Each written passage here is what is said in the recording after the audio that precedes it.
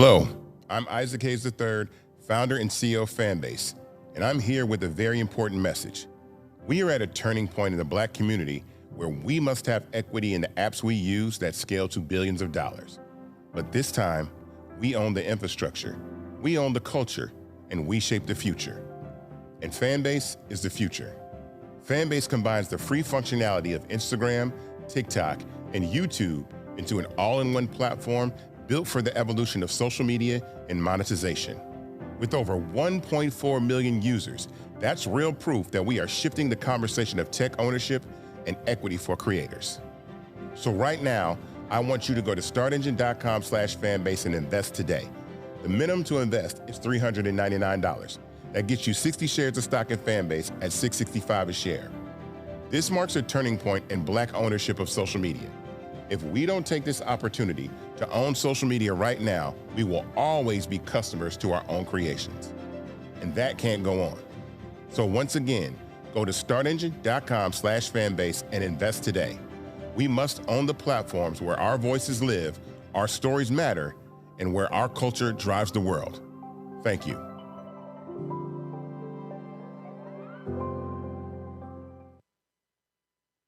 Folks, Black Star Network is here. Hold no punches! I'm real revolutionary right now. Black power. Support this man, Black media. He makes sure that our stories are told. Thank you for being the voice of Black America, Roland. Stay black. I love y'all. All momentum we have now, we have to keep this going. The video looks phenomenal. See, this difference between Black Star Network and Black-owned media and something like CNN. You can't be Black-owned media and be scared. It's time to be smart. Bring your eyeballs home. You dig?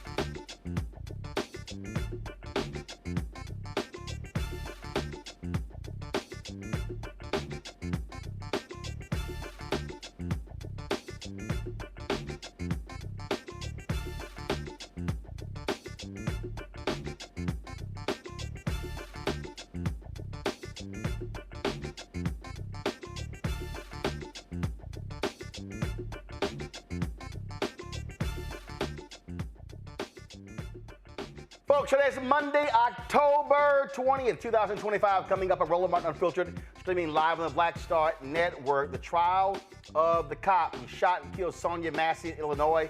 Jury selection has begun. We'll tell you about that. Also on today's show, the 18th Congressional District in Houston. A number of candidates are vying to replace the deceased Congressman Sylvester Turner, who replaced Congresswoman Sheila Jackson Lee, who also passed away.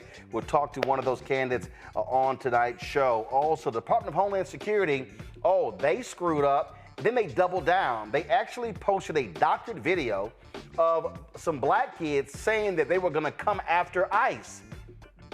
But it was edited. And these idiots doubled down on the video.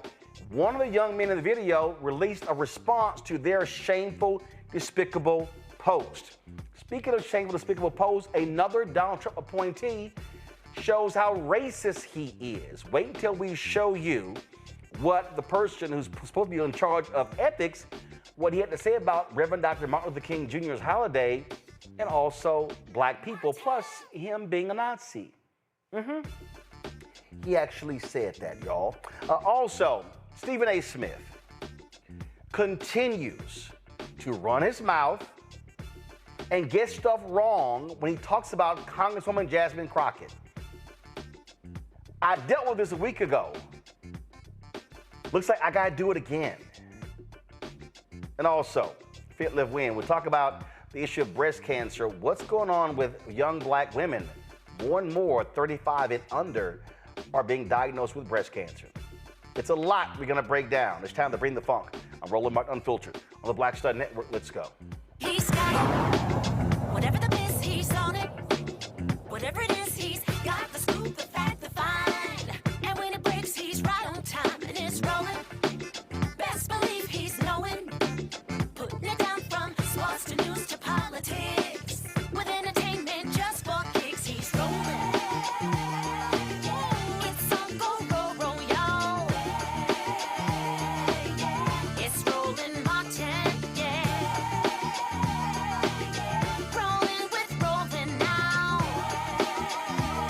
He's funk, he's fresh, he's real, the best, you know he's Roland Martin now.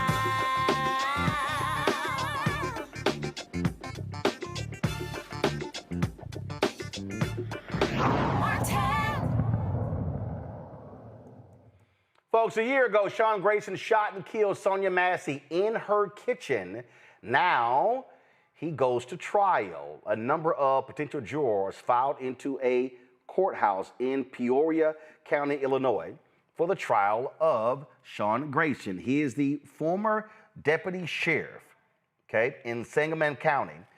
He was charged with first-degree murder in connection with the fatal shooting of Sonia Massey. That took place on July 6, 2024. He faces 3 charges related to her death, including first-degree murder, aggravated battery with a firearm, and official misconduct. Now, this is the video right here, y'all, where he shot Massey in the head, responding to her 911 call about a potential prowler outside the home. Now, Grayson claims he felt threatened when Massey moved a pot of boiling water on the stove. Turn the audio up. Listen to this, y'all. What are you doing?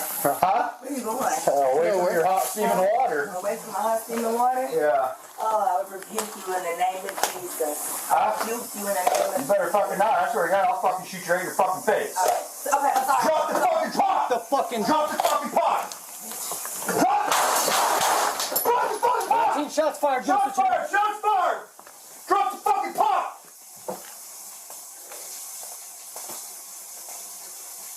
Bring EMS now. We got a headshot wound to the...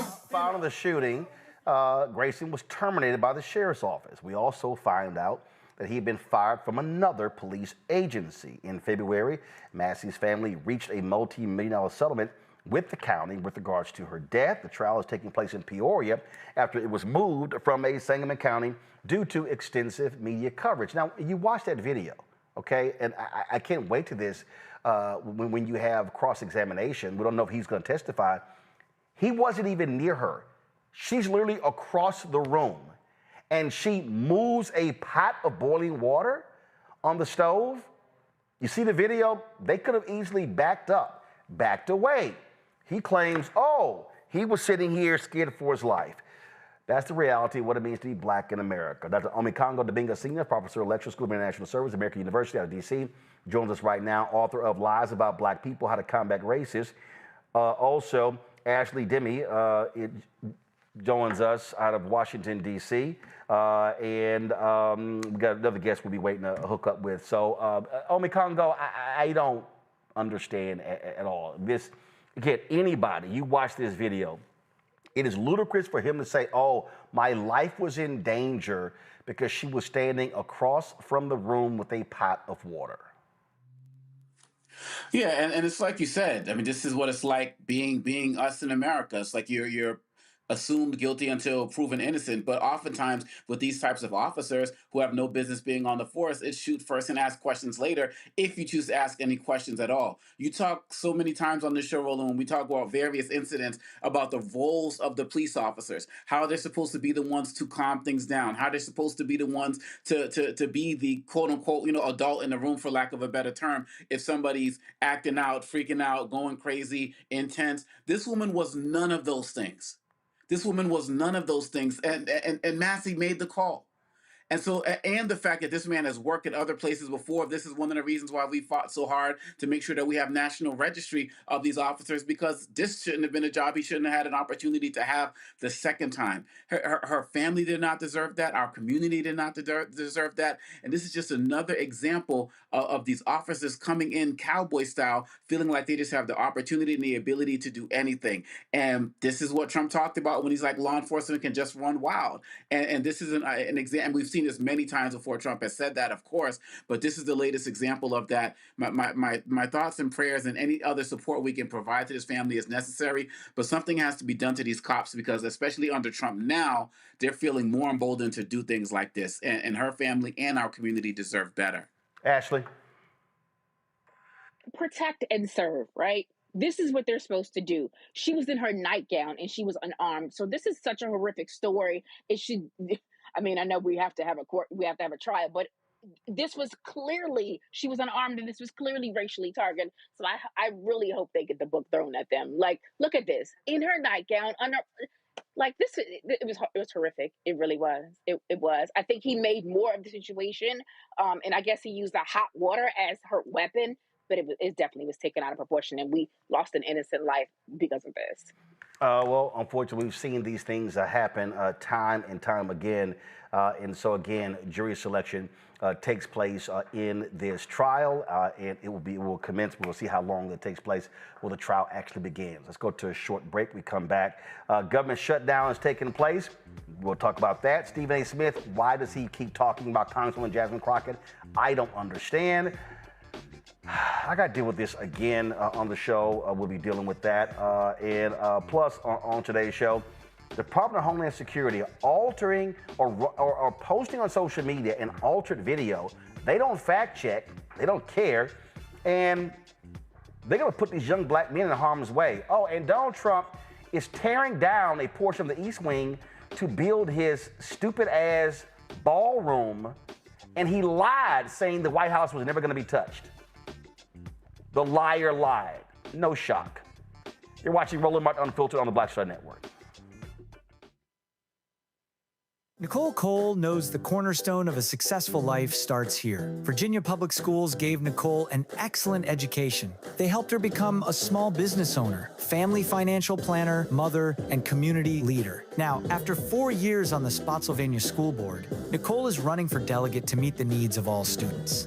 As our delegate, Nicole will fully fund our schools, raise teacher salaries, and help graduating students stay in our communities. Nicole Cole for delegate. For us, for our future. Josh Cole became a pastor and delegate to serve his community.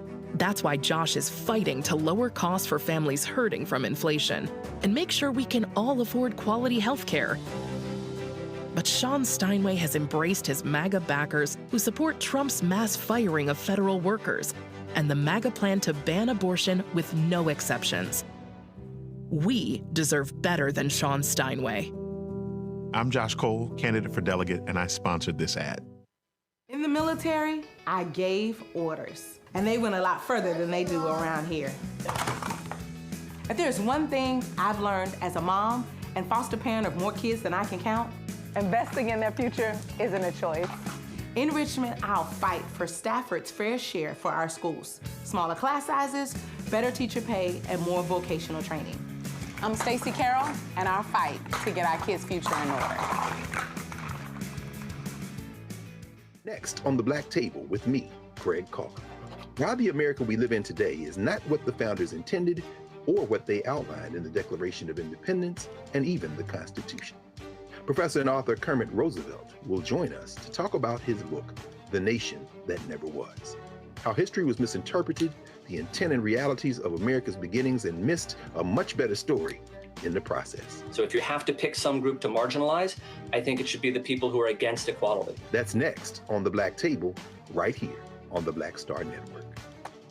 It's your boy Earthquake, giving Roland Martin something to do, because he don't know what to do. He from Texas. Ain't his fault.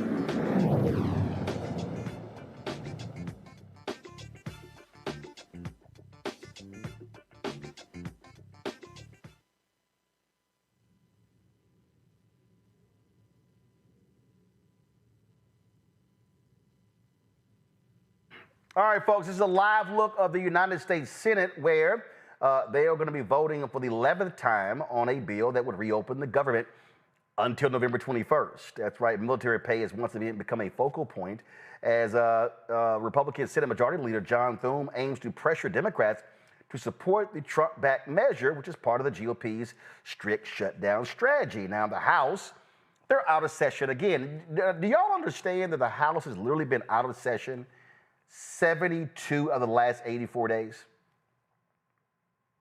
They've worked 12 days. That's it, 12 days. 12 days. And Speaker Mike Johnson, it's not like he gives a damn. And so he keeps saying, well, no, we're in a pro forma session, and so we're not going to sit here and do any business until Democrats stop, stalling while they reopen the government. But the reality is Democrats are standing firm on the issue of health care, and that's what's going on. And so what you got here is Mike Johnson, of course, who also refuses to seat the duly elected member of Congress from Arizona. Now, he was on ABC This Week on yesterday. John Carl pressed him on this, and then Johnson came up with another example. Oh, no, because, his reason keeps switching. Now he's trying to blame it on Nancy Pelosi. Listen to this idiot. Are you going to swear in Representative-elect Adelita Grijalva? As soon as we get back to legislative session, when Chuck Schumer allows us to turn the lights back on. Why haven't you done it already? Because this is the way the institution works. I'm following the Pelosi precedent, by the way, when my dear friend from Louisiana, Julia Letlow, was elected to fill the seat of her deceased husband because of COVID. Nancy Pelosi took 25 days to swear her in. By the way, are you saying? Let me stop you. Are you saying that Nancy Pelosi refused to swear her in earlier? No, I'm saying that's my very point. Is this is the normal my process. understanding is that was the date that actually the representative-elect Letlow at the time requested. She had obviously her. Okay, here's some more examples. Okay. No, but wait a minute. You mentioned the Pelosi precedent, but Pelosi didn't delay that. Let me give you more of the Pelosi precedent. Okay. And what about the Johnson precedent? Because you swore in two Republicans the day after their election. I'm happy to answer.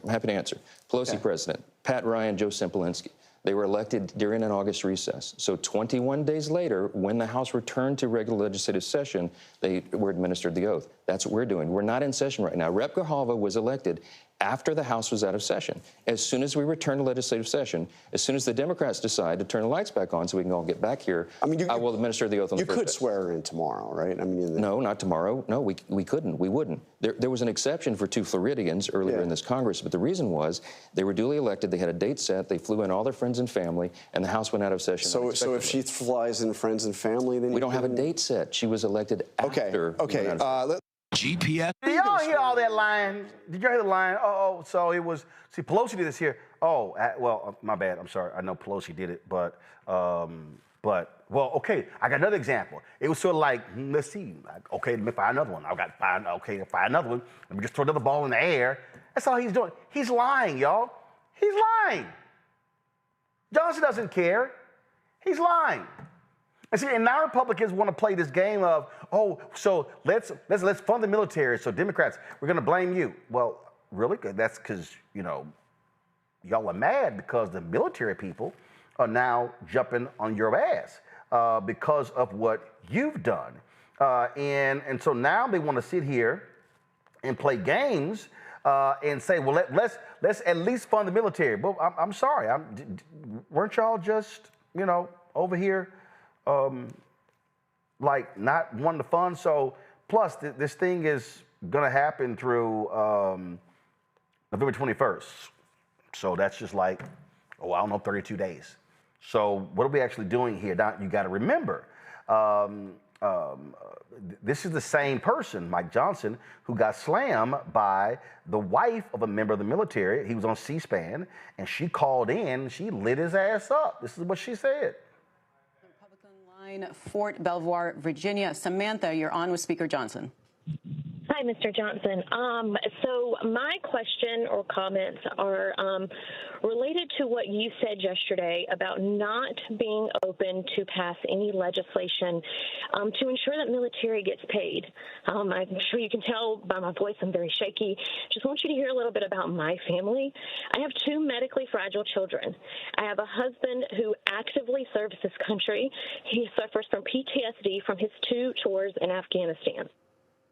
If we see a lapse in pay come the 15th, my children do not get to get the medication that's needed for them to live their life because we live paycheck to paycheck.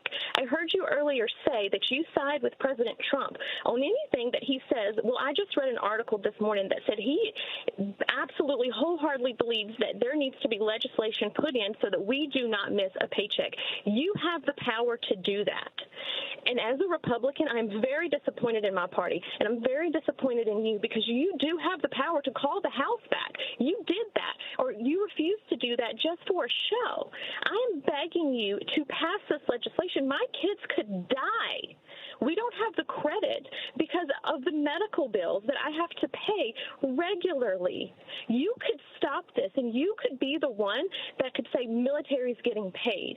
And I think that it is awful, and the audacity of someone who makes 6 figures a year to do this to military families is insane. All right. I want you to understand what happened here. She mixed a couple of things together. Okay, so she mixed military pay and she mixed health care credits. Now, this is what people need to understand. And this is why the right is getting nailed and they can't handle it because they're getting killed on this issue of the health care subsidies. We've seen this go on. So check this out. Robert Rice, the former labor secretary, reposted this tweet from accountable.us. If Republicans in Congress don't extend the Affordable Care Act tax credits, 5 million Americans lose health care, premiums soar for millions more, 340,000 jobs disappear. Y'all see that? Y'all see that? That's real, okay? And so this is what you have to understand, okay? So she's talking about pay, but the other issue has to do with the premiums that you were seeing. Rice also posted, let me find it right here, give me 1 second, where he talked about, again, these premiums and why they matter. And Republicans are fighting this. They hate the Affordable Care Act. They can't stand it, but they've never actually come up with their own health care plan. Trump was there for 4 years. Nothing. 4 years of Biden, nothing. So, okay, what are y'all doing? Rice posted this. 10 million adults on an Affordable Care Act plans are self-employed or small business owners and employees. A restaurant owner in Virginia could see his monthly premium double, shooting up to $1,400 a month. Small businesses are the lifeblood of our communities, and Republicans are shafting them. Hello? See what I'm saying, y'all?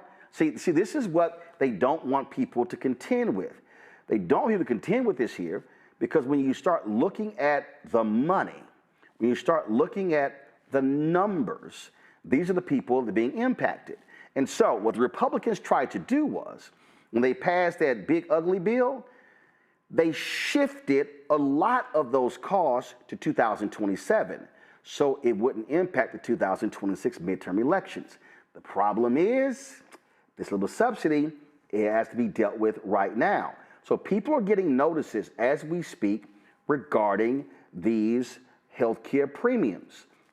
And so when you start looking at the numbers, and I'm trying to find this other post that Rice posted because it dealt with this couple in Idaho that will see their health care jump by $20,000. This, Congo, is what the real issue is. And I'm going to deal with this a little bit later. You know, Stephen A. was on CNN, Laura Coates saying Democrats don't have a strategy. I'm like, have you paid any attention? The fact of the matter is, Democrats have been waffling, national Democrats have been waffling for the last 9 months. They have finally hit on something that is resonating and is showing up in the polling data. It is the issue of health care. And here's what they're hitting. The reality is they are having to contend with the fact that polling numbers show that Republicans in these red states, a lot of poor people, a lot of small businesses are now realizing, oh yeah, they hate Obamacare, but damn, they love that Affordable Care Act. Yeah, they do. You know, they're like, they loving saying Obamacare's now because the fact of the matter is, this is one of the reasons why they don't want to come back, in addition to, of course, the Epstein files. And what we see right now with Mike Johnson, that interview was so powerful because it shows what happens when journalists do their research, which is why none of these guys will ever come on your show. So many of these other shows, they're just yes men and yes women. They're just like, But the way he called them out, he's showing that Republicans need to be on point as it relates to this, but they can't because they have no health care plan. And they just are so anti-Obama anything. And the fact that the Democrats have finally found their message and are sticking with it. You know, one of the talking points that the Republicans had was that the Democrats were going to agree to open up the government right after the No Kings rally ended. But yet here we are again into day 20 of the shutdown. And so the Democrats do have a strategy. Trump got over on saying waste, fraud, and abuse. They had their phrases, they had their catchphrases every single time. And now the Democrats have that as well. And these folks in these red states, you talked about the military and them not getting money or getting, money in a particular roundabout way. Same thing with the farmers, right? Who we've also talked about on this show and who are also pissed off. And even the money that they can't, that is supposed to bail them out, they can't even get now because of the shutdown. So if they're going to get something, it's going to take a little bit longer. This healthcare message has to stick. Everybody's talking about Democrats need to run on affordability. Yes, they're running on that, but this healthcare is connected to that because we're going to see so many challenges with our society right now. And these red state guys, they need to stop talking about, okay, they want to keep their health care, but not go against Trump. It's time that they put some skin in the game, and it's time that they get out there to rally, time to get out there to protest, get out there to call their Congress folks. All their Congress folks are home right now. What do you say, 72 out of the last 84 days? They're home right now. Roll up on their offices, call them up, get some skin in the game, and actually demand what you claim you love. Make them work. Ashley? It's unfortunate. This will be the last check that government workers get on Friday. So it's sad. And there's a source of mine in the office where they administer food stamps. And she said, I have never seen so many white Americans cry. I'm like, yeah, those red states in Wichita, Kansas, and Bubble F, Montana. I mean, it's insane. We're talking about healthcare. We're talking about food. People, like she said, are living paycheck to paycheck. So they need to, open up, bring the house back. This is wild. 21 days is wild. This is a tweet from Senator Kirsten Gillibrand. She says, without key Affordable Care Act tax credits, a person making $65,000 a year in Tompkins County, New York, would pay close to $10,000 a year. This is the graph that she posts right here. So you see right here, you're talking about going from $2,337 to $9,675. See, it amazes me, these people who don't want to confront the reality, Congo, that subsidies matter. Now, Trump wants to give billions to farmers who are getting screwed by his dumbass tariffs because China ain't buying soybeans. They have no health care plan. They want to get rid of the subsidies, but health care is real. So they don't want to do health care for all. They don't want that. They want to get rid of the subsidies. Now they're sitting getting nailed. To me, this is where Democrats have to be hammering every single day on this. Yes, and they also need to be taking your advice as well as Reverend Barbara's advice and putting more people in the front like they did at one of the rallies, that they had last week. They need to have people out there to put real faces with these costs and what's actually going to happen. Imagine if that caller who called Mike Johnson, imagine if they found her and brought her in front of people to actually talk, or people like her to talk about what's happening. I mean, people are at home with children who are sick, elder members who are sick, and this is something that's going to be needed. And then the family that's just healthy but just can't afford it, period, bottom line. these stories need to be told. And these stories are all out on Instagram and TikTok and all in the social media spaces. These are people who are not hard to find. So this has to be the next step of the Democratic message, is putting more people in front who can speak to the real challenges that are happening right now, the small businesses, the individuals who are working in their communities, the hospitals that are going to close. Some have already started closing in rural areas as well as in city areas as well. There is a way to continue to dominate this message. And I love what Hakeem Jeffries and what others are saying, but they need to put more faces to it. And that's really going to be something that's going to drive the message home. And again, they need to go and do this in red states. Go to these guys' offices. These Republicans, they ain't even having town halls. Like, go to their offices, take people from West Virginia and all of these places, let them speak to it. And I believe that needs to be the next step to getting these Republicans back to the table. About an hour ago, actually a couple of hours ago, Democrat leader Hakeem Jeffries held a news conference, and this is what he had to say. Good afternoon, everyone.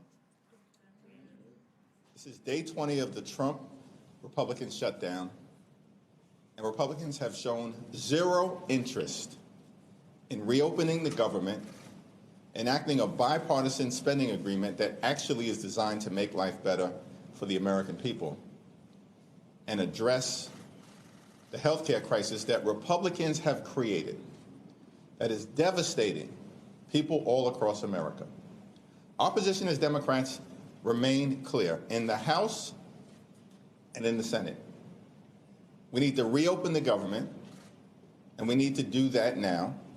We need to find a bipartisan path toward enacting a spending agreement that actually is designed to make life better for the American people, as opposed to hurting everyday Americans.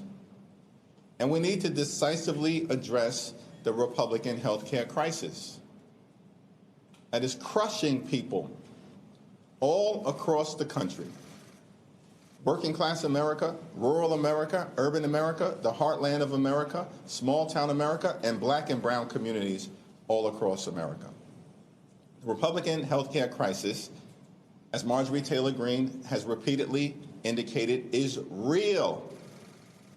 And it's having devastating impacts that are becoming increasingly apparent to the American people.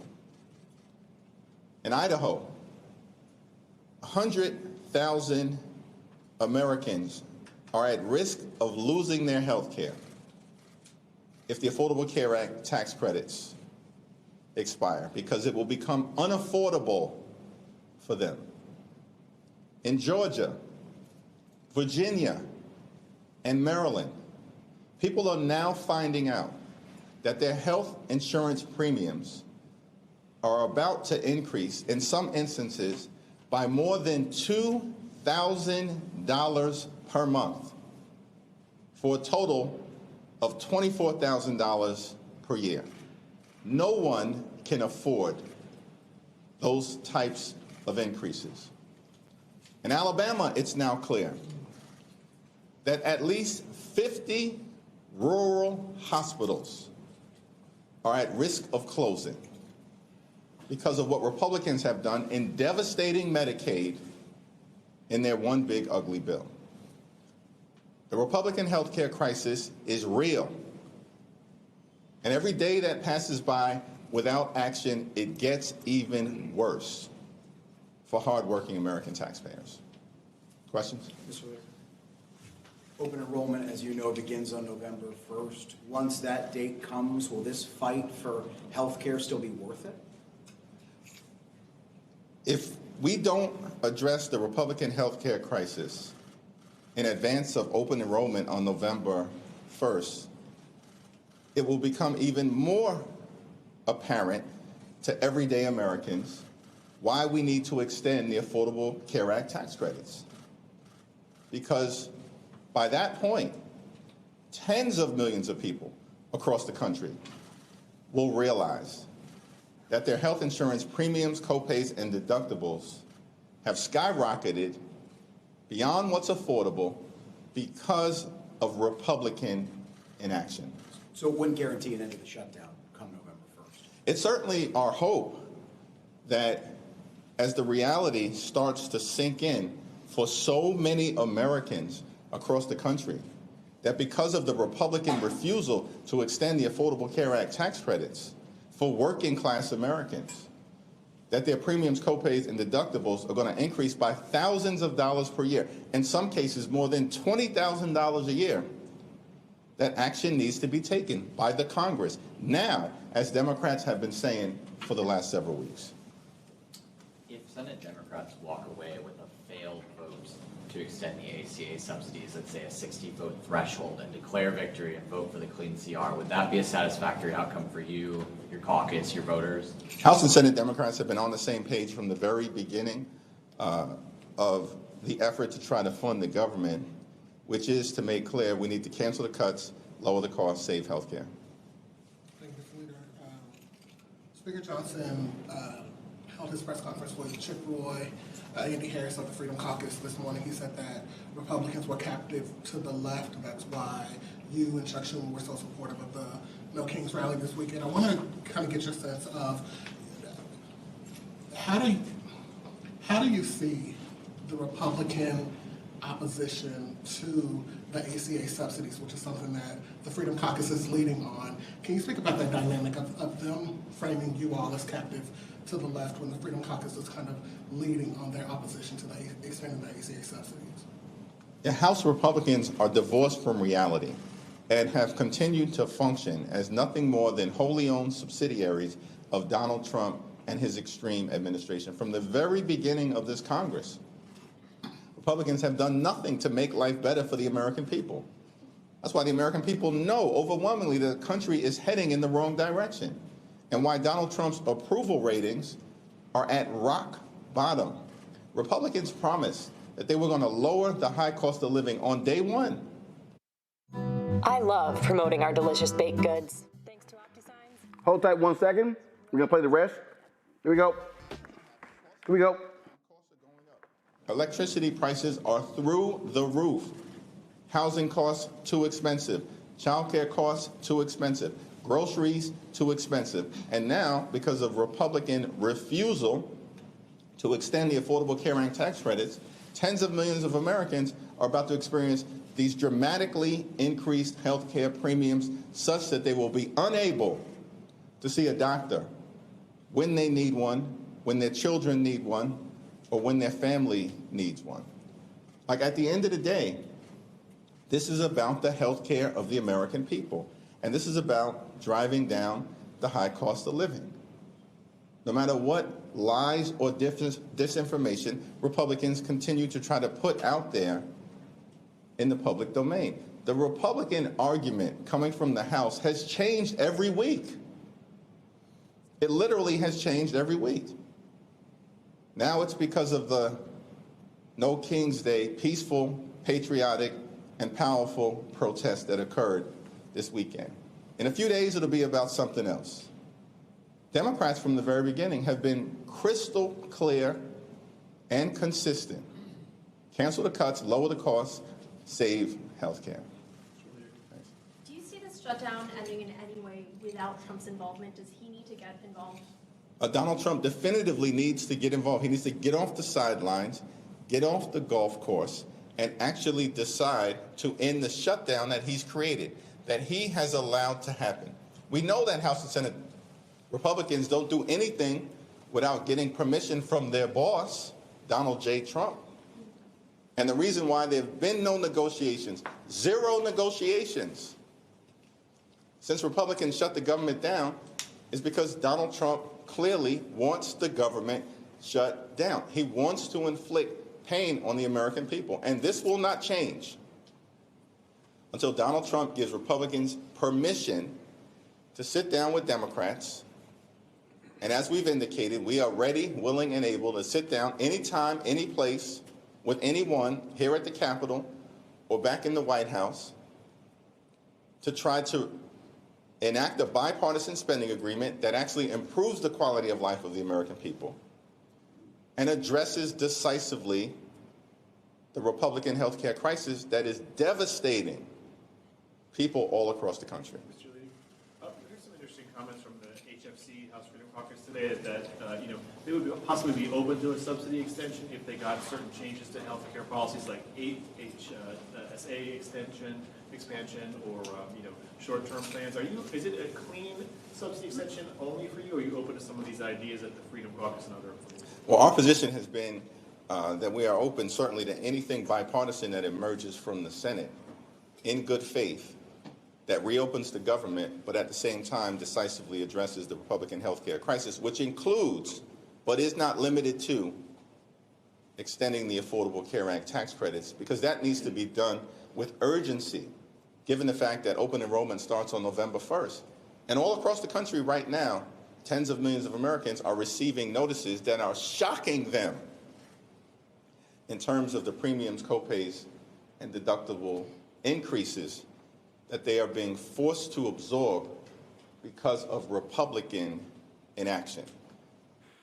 Right there, Congo, you ride it, you hit it, you hit it, you hit it, you hit it, you hit it, because whether folks like it or not, when you talk about health care, you're talking about it's impacting Republicans, Democrats, independents, voters, non-voters, black, white, gay, straight, Latino, Asian, Native American, it does not matter. And so Republicans have to be confronted on this issue. You have no health care plan, you have no fix, you're taking something away, you're not replacing with anything. Yeah, I mean, he was hitting all the points, and no tie or anything. Looking a little bit more casual as well. He hit it, and he didn't let the questioners distract him from message. I have not seen the Democrats stay this on message in a very long time, and it's extremely powerful. And he kept, and you notice, look, we can sit here and talk about Epstein files and all this other type of stuff. He didn't go to any of that. He kept it strictly on the healthcare. And like I was saying, imagine if he had somebody else, some other people, average Americans who could come up there and speak to it. But it's not only the fact that he's driving this point home. All of the Democrats I've heard on the shows over the weekend, the last couple of days and all of that, they're all saying the same thing. And his ability to call out Trump and to make the Republicans look weak, saying y'all can't do anything unless Donald J. Trump gives you permission. These are all facts.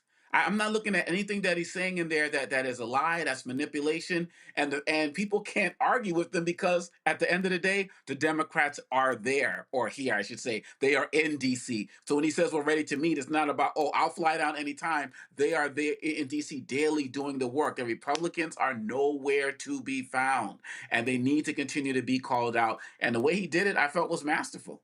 Absolutely. Actually, you had all these Republicans last week whining and crying about the No Kings March. That's the First Amendment. That's the freedom of assembly, freedom of speech, freedom of expression. And so they were all mad and upset. It's kind of like, y'all mad? And guess what? There was no violence. They were predicting all of this massive Antifa violence because they were trying to distract. Their criticism of the marches were nothing very similar to me of the migrant caravans that Fox News breaks out every time around the election season. Mm-hmm. Actually, divorce from reality.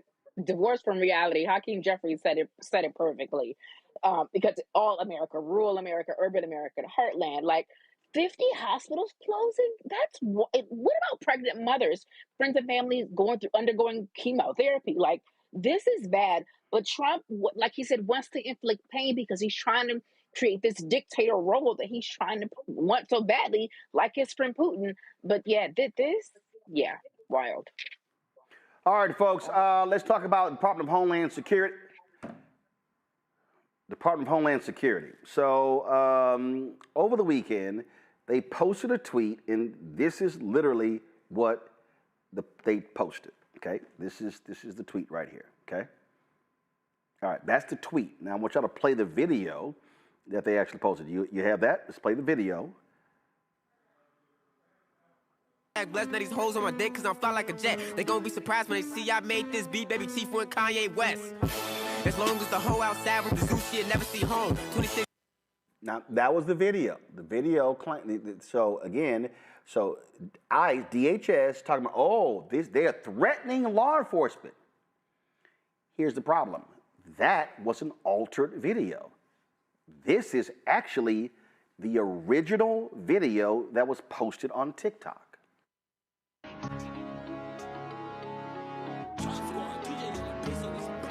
Police steady watching me. Every day they clocking me. Red alert, I'm the dangerous. I keep that clock on me. And they ain't looking for no trouble. I'm just looking out for me. Cause I done did shit the niggas ain't talking about no rap.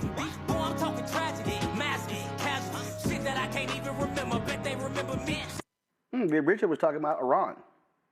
Now, somebody posted this next tweet. Somebody posted the comparison. Look at how doctored the video is. They actually removed some people from the video. They removed folks from the original video, and in the original, and in the altered one, they actually posted it. Now, what makes matters worse is these DHS idiots actually doubled down on their post. They doubled down, didn't apologize, didn't say, hey, we screwed up. No, these dumbasses doubled down. Now, the young brother who was in the center of the original video, he responded on TikTok. Y'all roll his response. So I'm getting these mad messages from my DMs and social media and on my comments. And I randomly get a text message talking about a recent video that was posted in my account. I was like, what are y'all talking about? By the way, I'm sick, so if I sound weird, yeah. I get threats daily on IG and everywhere all over my social media all of a sudden due to an old video I posted months ago about Iran. Iran, that was not to be a threat. It was literally a joke, bro. Like, seriously, it's just content. Anyways, once I seen that video that was posted in my account, then I was like, what the fuck? Well, didn't I post this like months ago?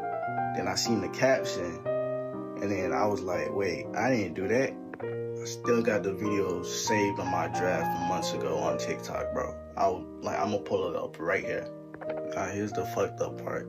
The federal government is involved with something that I didn't do. Like, what?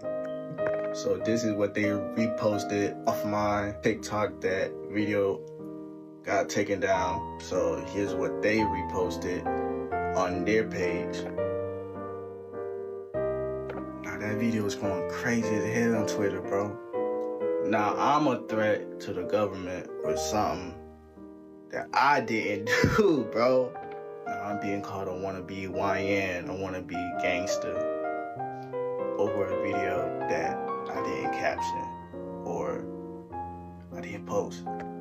So thanks for my followers for letting me know about this, because seriously, this is getting out of hand. Like, literally, this is going crazy, viral all over social media right now. Probably might end up being on the news, bro. So my apologies for that contradiction and rumors from happening. I know my First Amendment, but I did not post that video. So to clear that out, I did not post that video, and I apologize for all the rumors that is going around right now on social media about this conflict. And those other kids that was on the video, bro, they volunteered to want to be on the video, bro. I asked them if they wanted to be on the video, and then they said, yeah, they agreed with it. But they wasn't really aware with the caption for the Iran video. But that Iran video trend that was going on a few months ago, I wanted to hop on that trend, and I peeped a lot of people was doing the same thing too. So I wanted to be creative and change my perspective. So then I seen comments saying, oh, what if somebody made a YN type of video? So then I ended up making that video. And then I started getting threats. Like, what? How is it my fault that's what y'all wanted? The original video was posted on June 22nd, the day the U.S. bombed Iran. His video had to do with Iran. And these assholes from the Department of Homeland Security, including Ice Barbie Christiane, they're so pathetic, they haven't taken it down. This is on the Twitter feed right now. They doubled down on this yesterday. We have the receipts. This young man posted violent threats of murder against our law enforcement. He then deleted it when he was called out and attempted to deny all wrongdoing. We have the receipts. The internet is forever.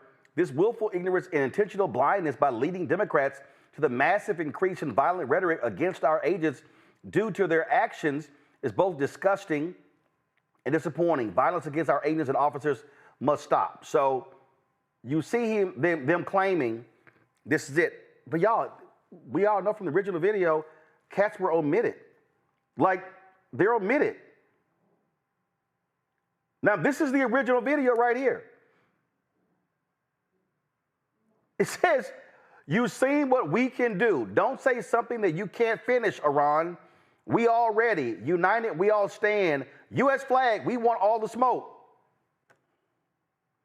Now, these dumbasses, when ICE go, they actually post this as if they have receipts. But this right here is the doctored video. You see the brother right there in the multicolored shorts, he's gone. You see the brother right there in the tan, he's gone. This is what they do. In Ome Congo, they could put this young brother in danger. I hope there's a lawyer out there that volunteers pro bono to sue DHS on behalf of this young brother for putting his life in danger. There has to be somebody out there willing to do that. I mean, it's one thing when they talk about so many of these other guys, whether it's a Comey and all of those guys who they falsify things, you know, people who are of means, who can defend themselves and have great national and international reputations, but coming after a normal individual like this with doctored information, you know, one arrest of this guy, he's not able to get jobs. He's not able to work. What type of pressure? He's already experiencing death threats or putting out a video on Iran, you know, in support of the United States. What about his family? When people start showing up at the door, I don't know his age. Is he in school? Like, are they going to start showing up at his school or the other kids' schools? I mean, not only are we dealing with the fact that they are taking these men, these young men who made a video using their art, but now they're making them also look like criminals. So we have the black male as thug stereotype, but then on top of that, you're saying these black thugs are coming for ICE. It's absolutely ridiculous. It's cowardly. They won't, and the fact that they won't take it down, they're probably doing more of it, or other people that we don't even know about. And we really haven't seen this story anywhere else, Roland. People need to rally around this man and his community, because I'm very nervous about what's going to happen. And Kristi Noem will have this guy arrested and go on Fox and call this guy a terrorist, Hamas sympathizer that we're not going to tolerate. And this, you can see the fear in his voice. It wasn't just about him being sick, in my opinion, and we need to rally around this. It's disgusting. It's despicable. Like I said, it's one thing to do it to the high-profile John Boltons of the world, which is all, you know, messed up, whether we care about them or not. But now we're going at the young people in the community who are using their art, and you're manipulating it, using AI and all of this other type of stuff to drum up cases. It's despicable, and I do hope this brother gets the representation he's going to need. Ashley? I'm confused. So, how old is he? Where are his parents? This is a very, very serious situation. So to hop on a trend of something like this really wasn't smart to begin with. I get it; they should not come for him, and AI can be tricky. They could have made it. It could have been a completely different situation. There was just an episode on Law and Order, and this teacher went to jail because they altered and put him in the video having considered it rape with a minor. So anytime you put these videos on the internet, they can be turned into anything. So I really think he shouldn't have hopped on the trend anyway. That's my opinion. But now he needs to get a lawyer. Wait. Hey, he's responding to the bombing of Iran. So a bunch of people were doing that. So people do videos all the time. Okay? People can hop on a dance trend, any kind of trend. This is the federal government on a federal government Twitter account finding a doctored video, no verification, no fact check, and then condemning him when he was actually standing in support of the United States. So I'm not going to condemn them for doing a video where they were like, yo, Iran, we want the smoke. But I don't think he's ready. Like you said, you hear fear in his voice. I hear confusion. I don't think he knows the magnitude. Every trend isn't a trend to hop on just because it's a trend. But no. The fear in his voice is because the federal government took an altered video of him and other friends doing a video calling out Iran, and the federal government takes a video where they flipped it to say they want to align with the cartels to go after ICE agents. I'm sorry, the job of the government is to verify what the hell you put out. You don't just run with something you came across. This is an official government Department of Homeland Security account. I'm not chastising the brother. I'm chastising the Department of Homeland Security. I'm chastising both. Why should the young brother get chastised? On the internet. Because anytime you put something on the internet, it no longer belongs to you. We lost our freedom of speech. Look what's going on.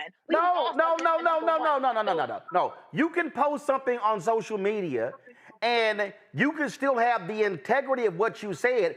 If somebody alters what you said, that's not on you, that's on them. They should be called out. So what do we say? Okay, so based upon the logic you just gave, I should not post any clips on social media because somebody else may alter it. That makes no sense. CapCut now has a disclaimer. The minute you use this, this belongs to us. We will do what we want. Okay, no. You missed what I just said. What you're saying is, I got 1.5 million on the file. Got 1.5 million on Facebook, almost 800,000 on Instagram, 700,000 plus on Twitter, 100,000 on TikTok. Got Snapchat.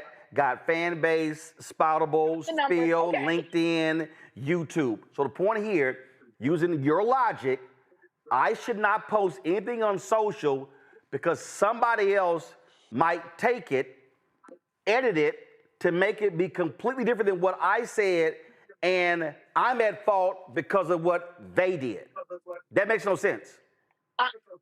I'm saying when you post anything on Instagram, be mindful of the repercussions that you may suffer, period. Okay, but this is a federal government agency. Ashley. Okay, Ashley. Okay, Ashley. So do you post on social? Okay, so if the federal government, if somebody took one of your posts and completely changed it to say, Ashley said, let's go kill ICE agents, and the federal government posted on their Twitter account, and somebody says, well, Ashley, it's your fault too because you posted it. We're in a world with Donald J. Trump as president. I wouldn't do anything and post anything related to the federal government, to ICE. It wasn't related. Okay, but the original post. I understand. The original post wasn't related to the ICE or the federal government. It wasn't. The original post was on June 22nd, the day the United States bombed Iran. Okay, united we stand. However, look at this though. Okay, so take the text out and look at this. What does this look like to you? If you take out, okay, united we stand, but if you look at this, what does this look like? We already look, this is like a racial profile. If you look at this, it already looks intimidating. No, what it looks like is several young black men said, Iran, you want this smoke? Yeah, we got some for you. United States, we standing with the U.S. Hell, how many times people posted this after 9/11 or after anything else? Like literally, how are we blaming the brother? I'm not blaming him. You are. You literally said, well, you literally blamed him. Yeah. Again, in the America we're in now with Donald J. Trump being black, you can't do everything that they can do and think it's okay. He needs to get a lawyer now because you're going to have people who look like me, black and brown, who feel like, why would you do that? What type of smoke you going to give in a wife beater? Like, come on. Really? You need a lawyer. I'm in the middle. There's no middle. Congo, go ahead. Nah, there's no middle. I mean, all of us have videos out there, and the fact that that Donald Trump is the president doesn't give people shouldn't give people fear to say don't post anything. I mean, I can post a video walking with my son, and and people can take that and say these guys are coming for ICE agents, and it's just wrong. It's illegal. It's not only misinformation, it's disinformation. And again, they can literally do anything. They altered the picture to make sure the brothers with the brightest clothes were no longer in the image. I mean, people can take anything and do anything with it, but that doesn't mean that we're supposed to lose our freedom of speech. I'll be damned if I'm going to say freedom of speech is over because Trump is president. I'm sitting here with a book called Lies About Black People, and people can say that, oh my gosh, this is a terrorist author and so on and so forth. We're supposed to fight. We're supposed to resist. But again, at the end of the day, the brother had a patriotic video. in support of the United States. I didn't even see the flag until Roland pointed it out. He is not to blame for his artistic expression. And you say that, you know, they could do it to anybody. They are doing these types of things to all different types of people. But if that's the case, every rap video needs to be taken off right now. Every video that's out there needs to go because it can also be altered. We can't live like that. And this brother made this in June, like in June. What have people been making since? I posted like 3 videos today. Any one of them could be turned into some type of anti-ICE video. We're supposed to be able to speak our minds. We're supposed to have freedom of speech. And when people aren't even intentionally targeting the government and being made to look like they are, that's lawsuit worthy, and that has nothing to do with that brother. And to make matters worse, they have had numerous people respond to them, and Donald Trump's Department of Homeland Security doubled down saying, we have the receipts. You got the receipts off of a doctored video and not the original. That's what these folks are. All right, let me go to a break. We come back. Another racist Donald Trump wants in his administration, but Politico dropped some text that he said some, let's just say, awful things about black people, and he said how he identifies as being a Nazi.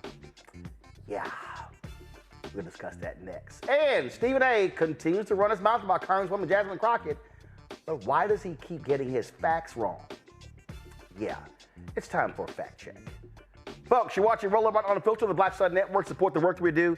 Join our Bring the Funk fan club. The goal is very simple. Get 20,000 of our fans contributing on average $50 each a year. $4.19 a month, 13 cents a day. If you want to support the work that we do, please join our fan club. The goal is to raise $1 million between now and the end of the year. Of course, to celebrate our 7th anniversary. Come on, show it. Come on, let's go. Thank you very much. Stripe QR code. You see it right there. If you want to give via Cash App, use that QR code. Also for credit cards, PayPal's R Martin Unfiltered, Venmo's RM Unfiltered, Zelle, Roland at RolandSMartin.com, Roland at RolandMartinUnfiltered.com. Checks and money order. Make it payable to Roland Martin Unfiltered, P.O. Box 57196, Washington, D.C. 2003 7-0196. Back in a moment.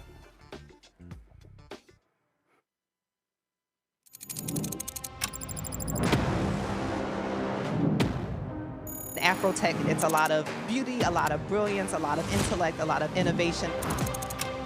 Companies that are most diverse are more profitable. We're getting culture, we're getting community, we're getting the best of the best. And not only are we here to greet each other, but we're here to network and to elevate each other. Everybody from all the major tech companies here, and that means that now everybody's in the same domain.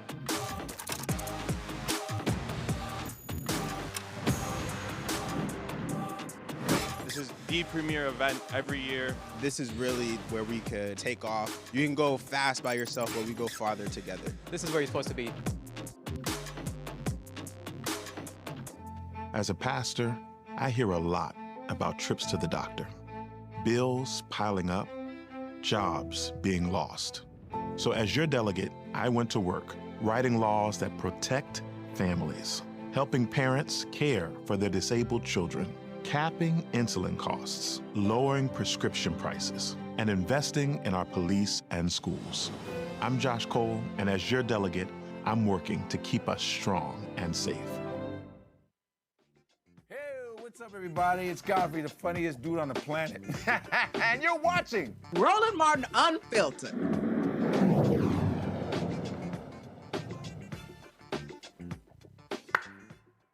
Folks, the 18th Congressional District in Texas does not have a representative right now after the death of Congressman Sylvester Turner. He, of course, replaced Congresswoman Sheila Jackson Lee, who also passed away. That's because Texas Governor Greg Abbott refused to call a special election, forcing candidates to wait until November to actually run for the position. One of the folks who's running is Texas State Representative Jolanda Jones, who joins us right now. I'm glad to have you back on the show. Let's get right to it. First and foremost, because of the racist gerrymander, you're only going to have this position for a year if you were elected. Why do you want to do it? What can you contribute? What can I contribute? I can fight for the constituents of Texas 18, first of all, because that's what, I mean, I've literally been elected 11 times in Texas 18. And I am just like, my family is just like the constituents of Texas 18 who are now suffering at the hands of Donald Trump. I mean, I'm a kid who grew up in a single family household. Actually, my parents started off together, sort of normal. My dad enlisted in the Marines, went to Vietnam, didn't come back the same. And he came back, he was depressed. We now know it was PTSD. He killed himself. I was with my father when he blew his brains out. I've had a whole bunch of counseling to overcome that. But immediately my family became led by a single mom who only ever wanted to be a housewife. And I mean, Roland, I could tell you we got evicted. 10th grade, our house burned down because we were using candles, didn't have electricity, and we went to school the next day. The point is, I got my eyes checked, I got my teeth cleaned, I got my vaccinations at the city health clinic in Herman Park. My mother is a postal worker, so she had a good government job, and she has a good retirement because she had a good government job. So I know the government needs to work for you. I know that every level of my education came from public school, elementary, middle school, high school, college, law school. So I know how important public education is and how you can go from coming in from a single parent household to being a lawyer and running for Congress and being a state representative. So somebody needs to understand the struggles of people. I mean, getting kicked off Medicaid, Medicare, and trying to rob us of our Social Security, which is poor people's retirement that we pay into. So you basically stealing from us. So yeah, that's why I'm running. And I'm running to fill the special election seat. And I'm hopeful, fingers crossed, that the courts strike down those racist maps so that there is not a fight between me and any other Black person. So that case is going on right now. But at the end of the day, Texas 18 needs a representative. We haven't had one in almost a year and a half, and this nonsense has to stop. And had I been elected with that big, ugly bill, it wasn't a beautiful bill, that big, ugly bill, that's anti everything that Black people and brown people and poor people and every other kind of person that's not white, male, and a billionaire, it's against everybody. I would have voted against it. It would have failed. So, yeah, I'm running. And again, I'm hopeful that there is no clash. But Texas 18 deserves someone sitting in that seat, and that person should be me. Obviously, economics is a huge issue for every congressional district, including the 18th. And so what are your plans in that regard? So economically, I absolutely would like for government contracts. You know, the government is the biggest doler outer of money in almost everything. So, for example, when Secretary Marcia Fudge was over HUD, I mean, there are a bunch of RFPs and RFQs going out. For people who don't know what that is, those are requests for proposal to do things for the government. I would make sure that we kept, well, actually, I would fight to make sure that we kept studies of race to see where the contracts are going, to make sure that Black people and brown people and women are able to compete for these contracts. That's helpful. In Texas 18, I'm hoping that Intercontinental Airport stays there because in the racistly gerrymandered districts, they took Intercontinental Airport out, Bush Airport, which is an economic engine. So those are the kinds of things that I will be doing. I will be meeting regularly with businesses who want to do business with the government and let them know what RFPs and RFQs are out there so that they can compete for government contracts. If they have to start off as subs, I'm going to put them in contact with primes. And if they want to compete to be the prime, I want to help them with that. So I want to help them build capacity. Those are the kind of things I'll do as it relates to business in Texas 18. A lot of people have no clue how government works. Republicans control the House. You're used to that in Texas. So explain to people how, as a Democrat, I'm going to deal with Stephen A., his comments about Jasmine Crockett in a moment, but explain to people how politics works, even though Republicans may be in charge, how you actually get things for your district, even though they hold the power. So let me talk about what happened in the state legislature really quickly, because it's sort of analogous in that it is majoritarily Republican. In the Texas House, there are 88 Republicans and 62 Democrats. To pass anything, you have to have 76. You have to have half of the 150 of us. And so if we only have 62, I literally have to go find 14 Republicans who were willing to vote with Democrats. And I did that. In the Senate, there are 20 Republicans and 11 Democrats, which means that I'd have to go find 5 senators who are willing to vote with Democrats in order to get any of my bills passed. I was able to get 3 bills on the governor's desk. Now, was I like, I mean, these are people who, when I first filed my bills, were against my bills because I'm a Democrat, right? But so it required me to go talk to people who I didn't have a lot in common with and explain to them why my bills were not quote unquote Democrat bills, why they were bills that were best for Texans. So, for example, one of my bills was to get actually innocent people out of jail. That's not Democrat or Republican. That's get innocent people out of jail. I got Joan Huffman, who was a right-wing Republican, to carry that bill because I helped her understand why if you have innocent people in jail, you're hurting Texas. Another bill that I got passed was putting local civics. Another bill that I got passed was putting local civics in schools. So I want for kids when they graduate from high school to be informed voters. And I don't want for them to go complaining to city council when they're mad at the school board. They need to know who the different governmental, quasi-governmental entities are so that they can be mad at the right person. The governor actually signed that bill back to my get actually innocent people out of jail bill. The governor, in his veto statement of that bill, said it was a common sense bill. But that was really in punishment for me not voting for a bunch of really anti everything that we stand for bills. I also got a bill for the Harris County Hospital District, which is where people who are poor go to get their health care.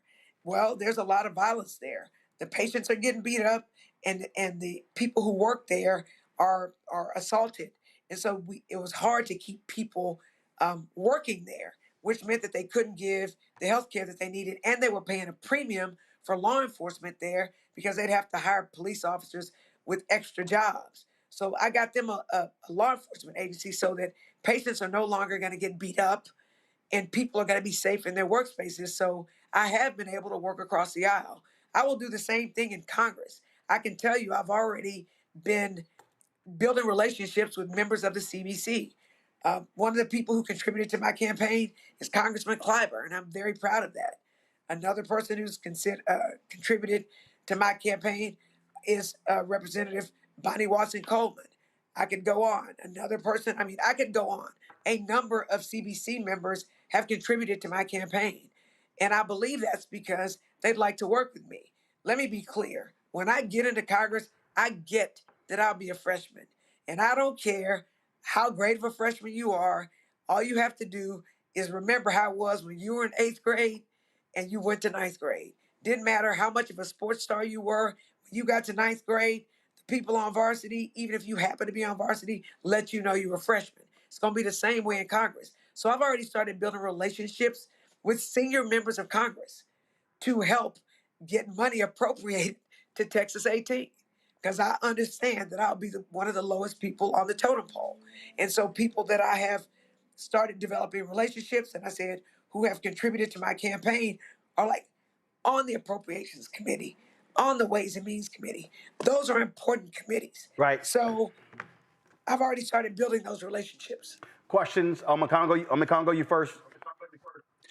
First of all, Jolanda, I wanted to thank you for the courage and bravery that you showed when the Democrats in Texas, left and you refused to come back. I mean, it really was inspirational for all of us, and that kind of leads to my question. No doubt. What did that experience teach you as it relates to solidarity and moving forward? That can give you a different type of energy and spirit that you would bring to Congress. So, first of all, I don't feel like I had a choice of whether I went and whether I stayed because the times demanded it, civil rights demanded it. I was thankful that we as Democrats had the courage to leave at least for one session. Me personally, I was prepared to stay for as long as I needed to stay. So I was prepared to be gone until December, which would have killed the maps, period. But it gives me hope that we can one day stay together longer because I really didn't think we were going to quorum break at all because before we actually did it, there were so many people who just didn't want to do it. And so we were able to come together and at least prove a point for a small period. Again, for me, the quorum break was like my Montgomery bus boycott moment. They stayed gone for 380 something days.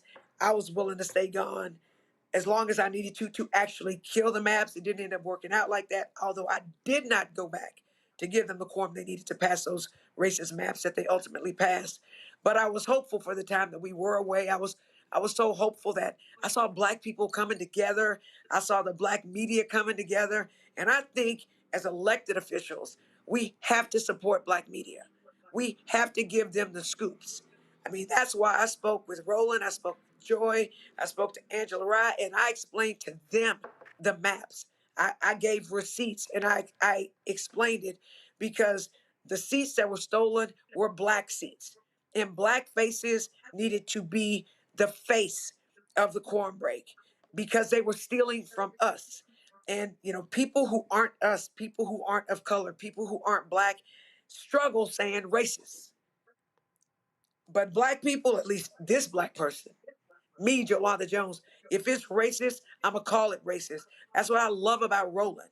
He always speaks truth to power. He's not afraid. When the white media tried to muzzle him, he said, you know what? I'm not about to stay with y'all. I'm going to create my own. And so that's what I believe as Black people. The only way we can move forward is for us to work in conjunction with the Black media, give them the stories, explain things to them so that they can help us amplify the problems that we know as elected officials are behind the walls, outside of the purview of people who aren't elected. And we need to make sure we tell regular people that what's actually going on, because there's nothing like playing in a game that's not real. Mm-hmm. And most politicians create fiction.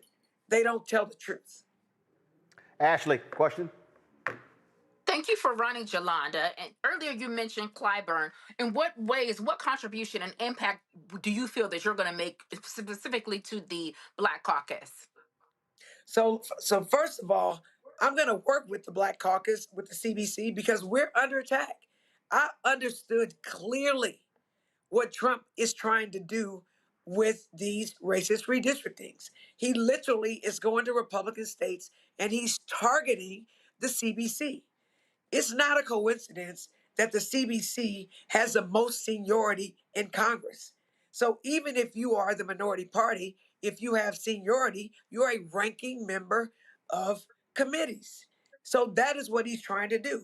He's trying to give a whole bunch of mediocre white people positions and replace seasoned Congress people who know exactly what the hell is going on. And so I am going to work with the CBC, right? Obviously, there are things that we need in Texas 18. We need affordable health care. We need affordable housing. We need the police to stop messing with us. We need public education that's fully funded. We need all of those things, right? But what I'm going to do is figure out what the CBC, what plans we have going forward, and try to be a contributing part of that team.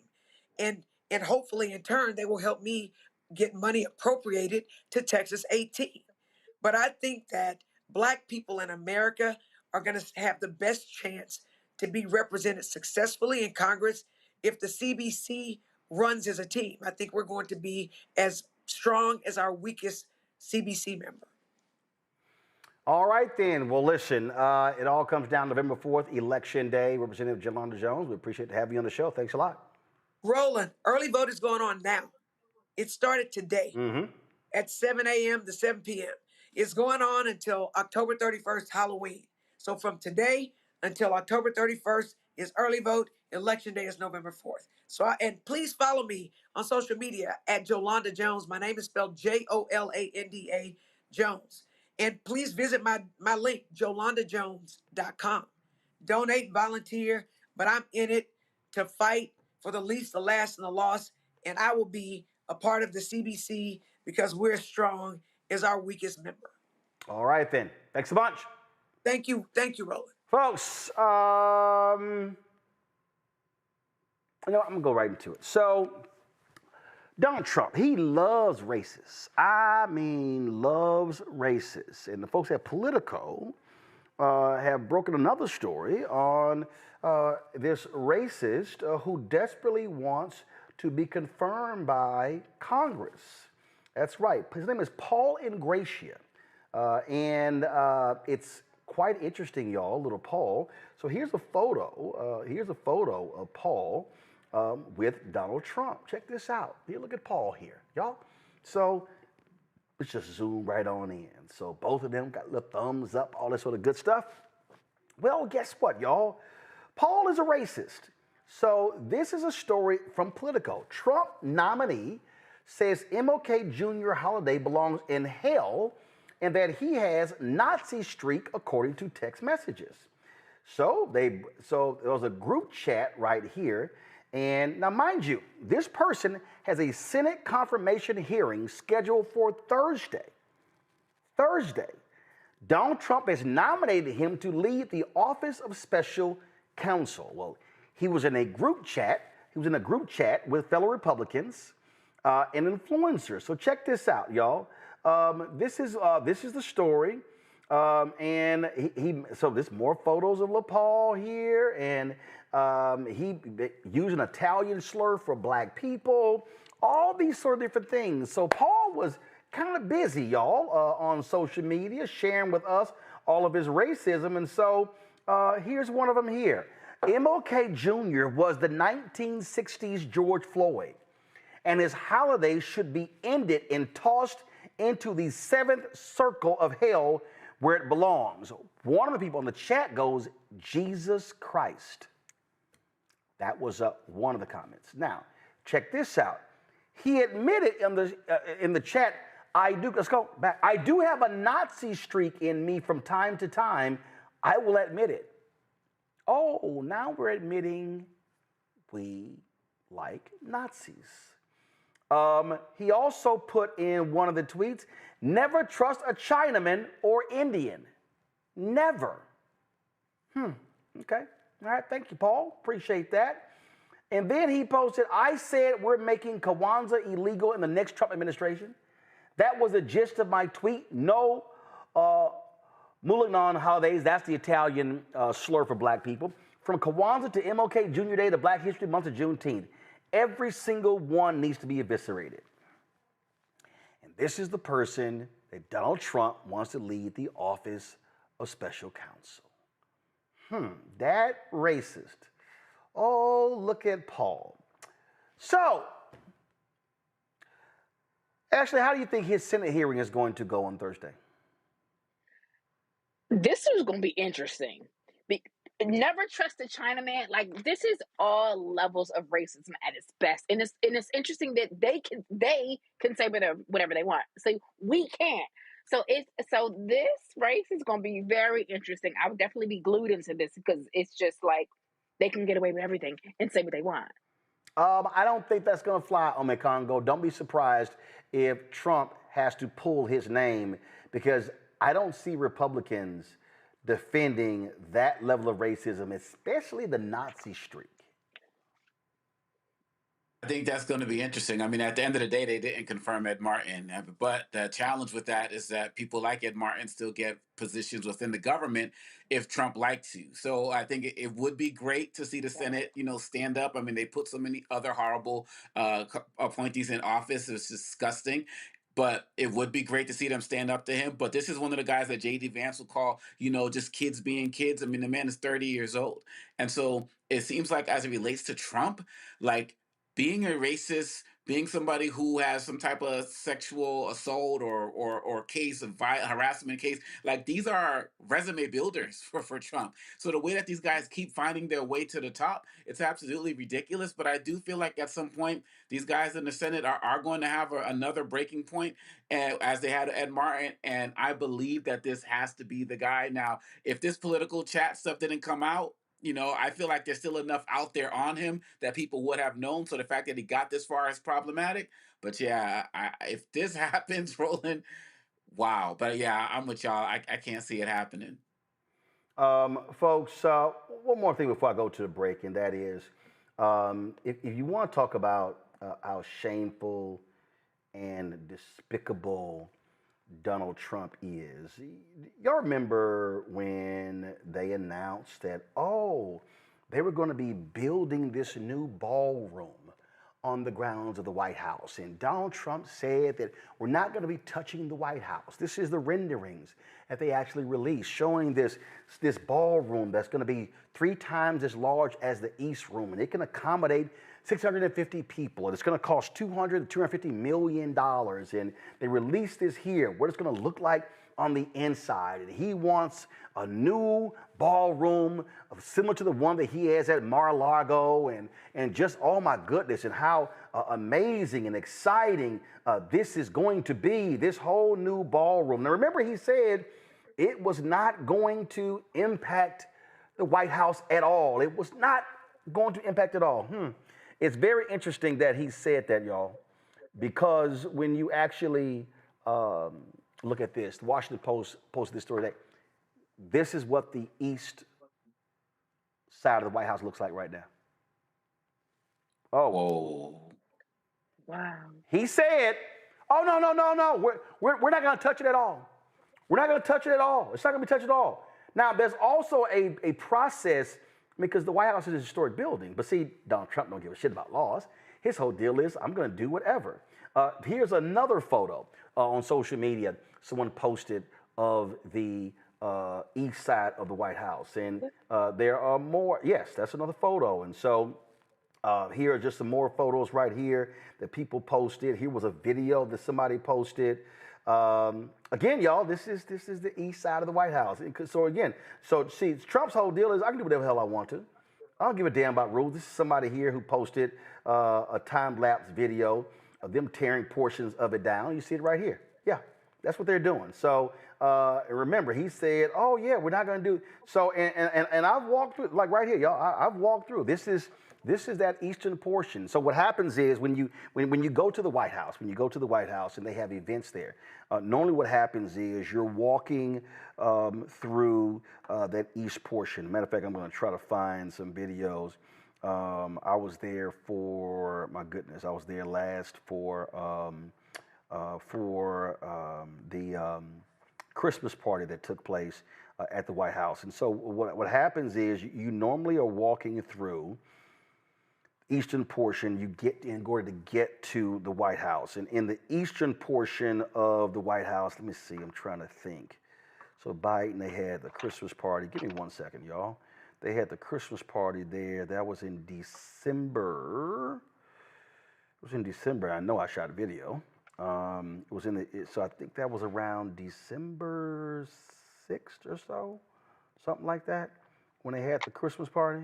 And so normally what happens is you walk through the eastern portion to get to the White House, and you go through down the hallway. Well, that's all gone now because Donald Trump wants to build his latest monument. Now, keep in mind, this is the same idiot who did.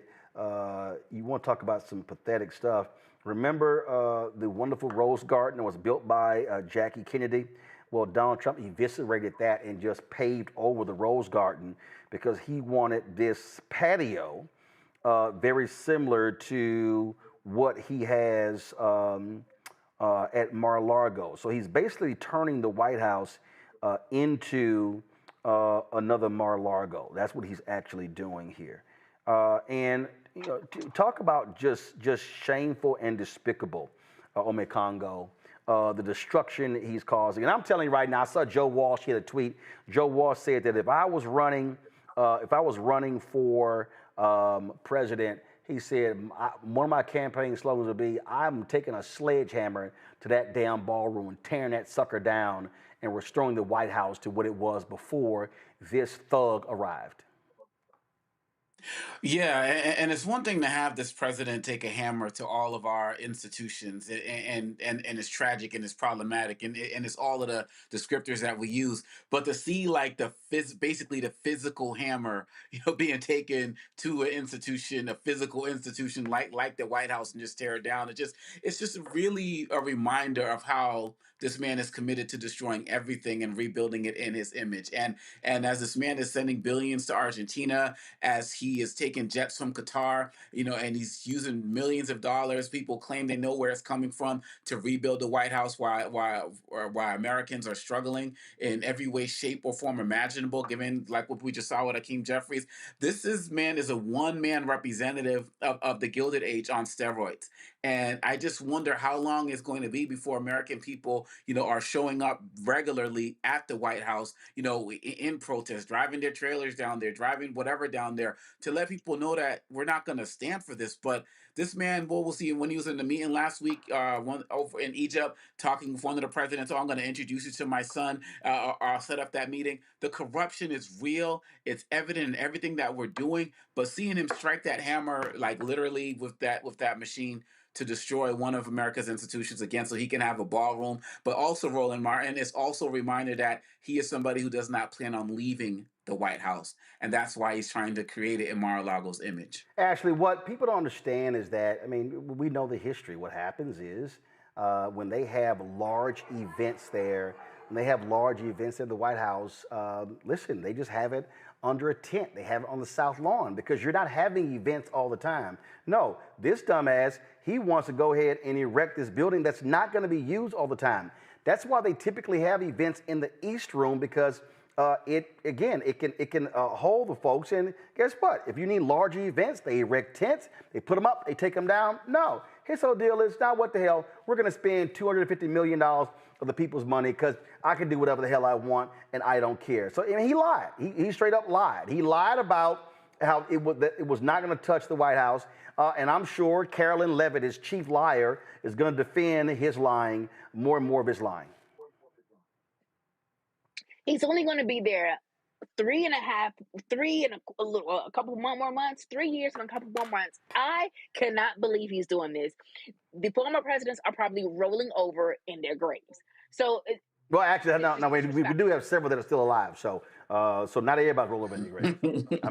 Biden's still here. Biden's still here. Obama's still here. George W. Bush is still here. Bill Clinton is still here. Go ahead.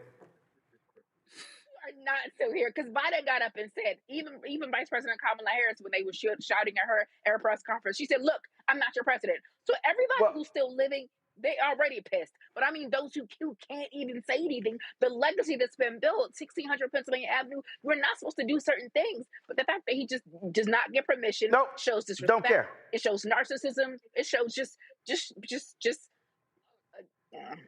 He's wild for this one. He's a liar. He's a narcissist and a liar. This was from Christmas, when they had the White House Christmas party. So basically, this right here, y'all, this entryway, it's gone. It's torn down. This was the hallway that you walk down the hallway in the East Wing to get into the West Wing. That's torn down as well. And so what you see, the building across the street, that's the Treasury Department. So all of this portion you're seeing right here, where again you walked into the side of the East Wing. All of these columns and everything, all that's been torn down to make way. So this is the hallway as well. It's all torn down to make way for Trump's pathetic ass ballroom. And so that's what you got going on there. All right, folks, got to go to break. We come back. Stephen A. Smith continues to rip into Congresswoman Jasmine Crockett. I have no idea why. Listen, you can give your opinion all day, but please get your facts straight. I got a fact check next. Roland Martin Unfiltered on the Black Star Network.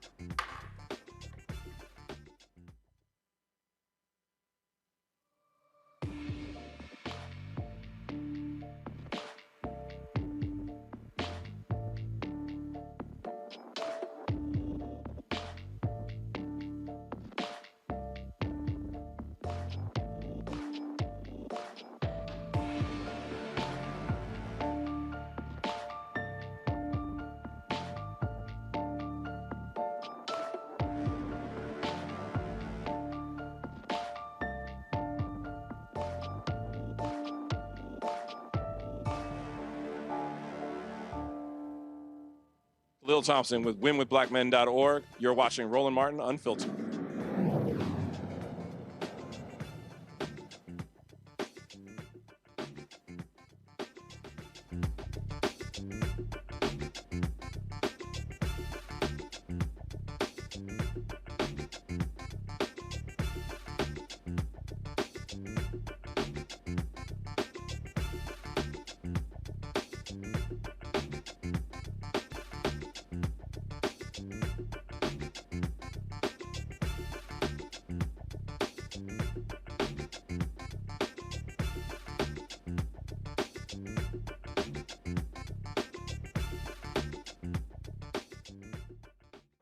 All right, y'all. Last couple of weeks, been a lot of people talking about Stephen A. Smith making comments criticizing Congresswoman Jasmine Crockett and how she handles herself in the criticism of Donald Trump. So he made the initial comments on his Sirius XM radio show. And then like a week ago, we addressed that. And so, roll. So these were the initial comments, okay? Just so let's roll the initial comments. We have the initial comments. Go ahead and roll that and go ahead. How Jasmine Crockett chooses to express herself, I'm like, is that going to help your district in Texas? Aren't you there to find a way to get stuff done as opposed to just being an impediment to what Trump wants? How much work goes into that? I'm just going to go off about Trump, cuss him out every chance I get, say the most derogatory, incendiary things imaginable, and that's my day's work. That ain't work. Work is saying that's the man in power. I know what his agenda is. I'm not exactly in a position to stop him since the Republicans have the Senate and the House. But maybe if I'm willing to work with this man, I might get something out of it for my constituency. Because like Joe Manchin said, he's there to represent, or was there for 15 years to represent, the people of West Virginia. She's supposed to be there to represent the people of Texas. I don't know. Maybe that just sounds ignorant because it's so simple. But it ain't that damn complicated. We make it complicated.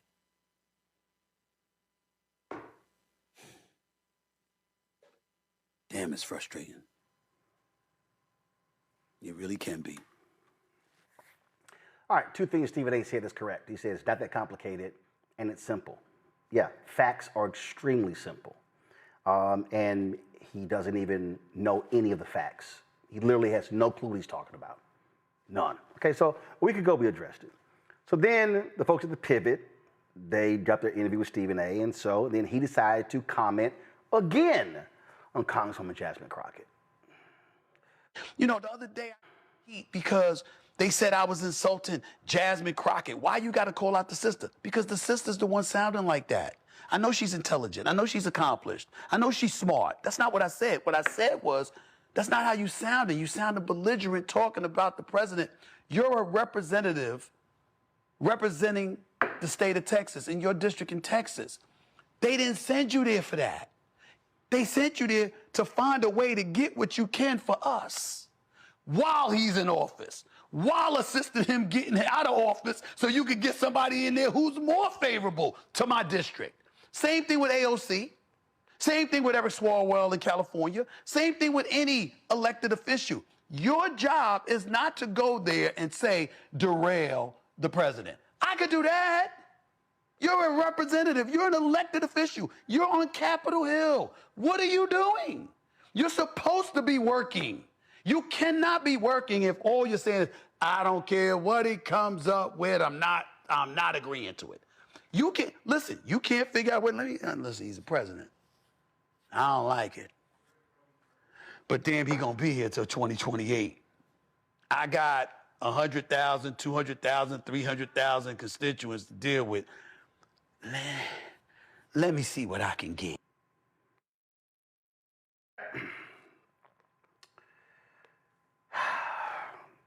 All right, this weekend, before I get into it, a lot of people have been ripping Stephen A. for his comments. Tamika Mallory, co-founder of Until Freedom, she said this here.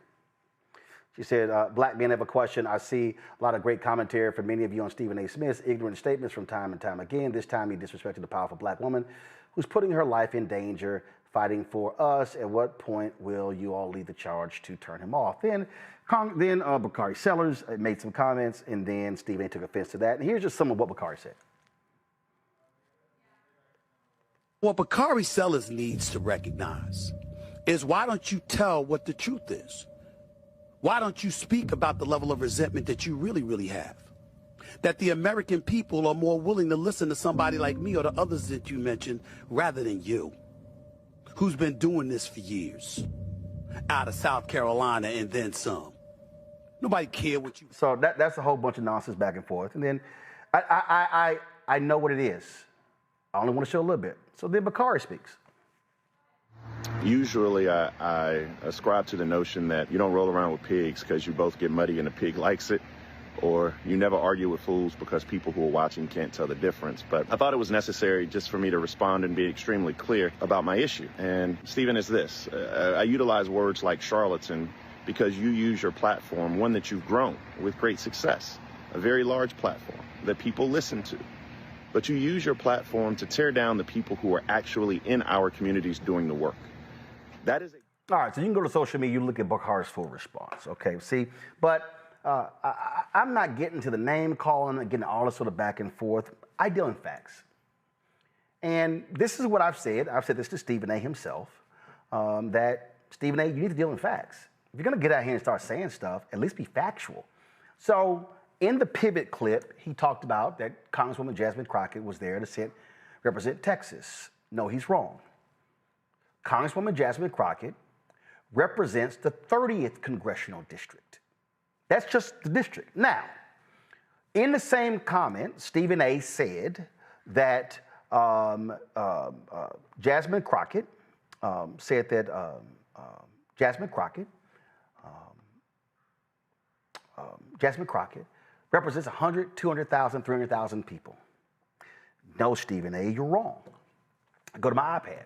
This is literally from her site about the Congresswoman.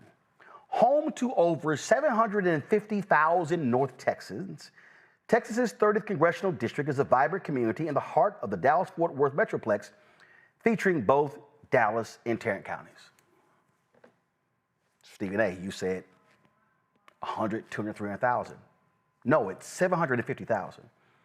Stephen A., if you know anything about politics, you will know that congressional districts are portioned to be about the same size. There are 435 congressional districts, about similar populations. Some have a little bit more people, some have fewer, but it's about the same. They are portioned that way for a reason. So then you're wrong. Then you said that, well, you know, all she does is sit here and all she does is just complain about Trump and she's not doing any work, and I don't know what she's doing, and that's what you said, Stephen A. I mean, that's what you said, and it's kind of right here on the website. See, this is why research matters. See, you can pop off and run your mouth and just be loud. And I find it interesting you're criticizing her for the exact same thing that you do on First Take every day. But she also has facts in here. So this is literally right here. It's literally right here. It lays out what she did in the state legislature. It lays out, boom, she was elected as freshman leadership in the 19th. She's appointed the vice-ranking member of the House Oversight Committee. She serves on the House Judiciary Committee. She's appointed the Communications Task Force co-chair for the Democratic Women's Caucus. I mean, it literally lays out what she does. And so then Stephen A. makes this comment about how she's wrong, and she's wrong, and she's wrong about this, and she's just popping off, and she's just, that's not what he sent her for. Let me ask you a question, Stephen A. Are you a voter in the 30th Congressional District of Texas? I know who he is, Stephen A. Yep. My homestead in Texas resides in the 30th Congressional District. I am a voter. So when you go on the Pivot and your Sirius XM radio show and CNN and News Nation, and here's the deal, I don't care. Go on all those shows. When you go on all those shows and you say what the voters of the 30th Congressional District did not send Jasmine Crockett to do, how do you know that when you aren't one of them? I am. And the fact of the matter is, Stephen A., voters of the 30th Congressional District did send Jasmine Crockett to fight MAGA. We did send Jasmine Crockett to fight for the voters. We did send Jasmine Crockett to fight the agenda.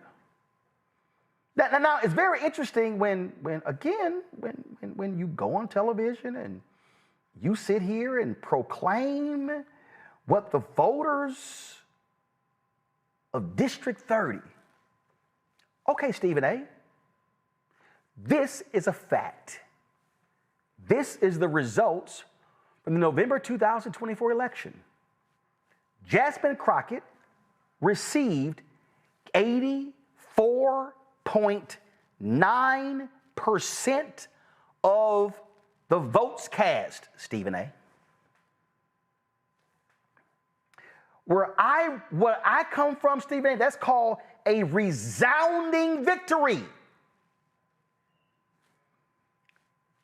When more than 200,000 votes are cast, more than 239,000 votes are cast, and Crockett got 197,650 of them. So it's pretty arrogant of you to say what the voters of the 30th Congressional District did not send her to do when she's doing exactly what the voters sent her to do. So then, Stephen A., you go on and you start talking about how, how she has to work with Trump. Not really, Stephen A. You love talking about the Constitution. Have you actually read it? I would ask this question of you, Stephen A. Do you know how money is appropriated in the United States? It doesn't start at that building that's 2 blocks from me right now, 1600 Pennsylvania Avenue. Stephen A., let me help you out. The president presents a budget.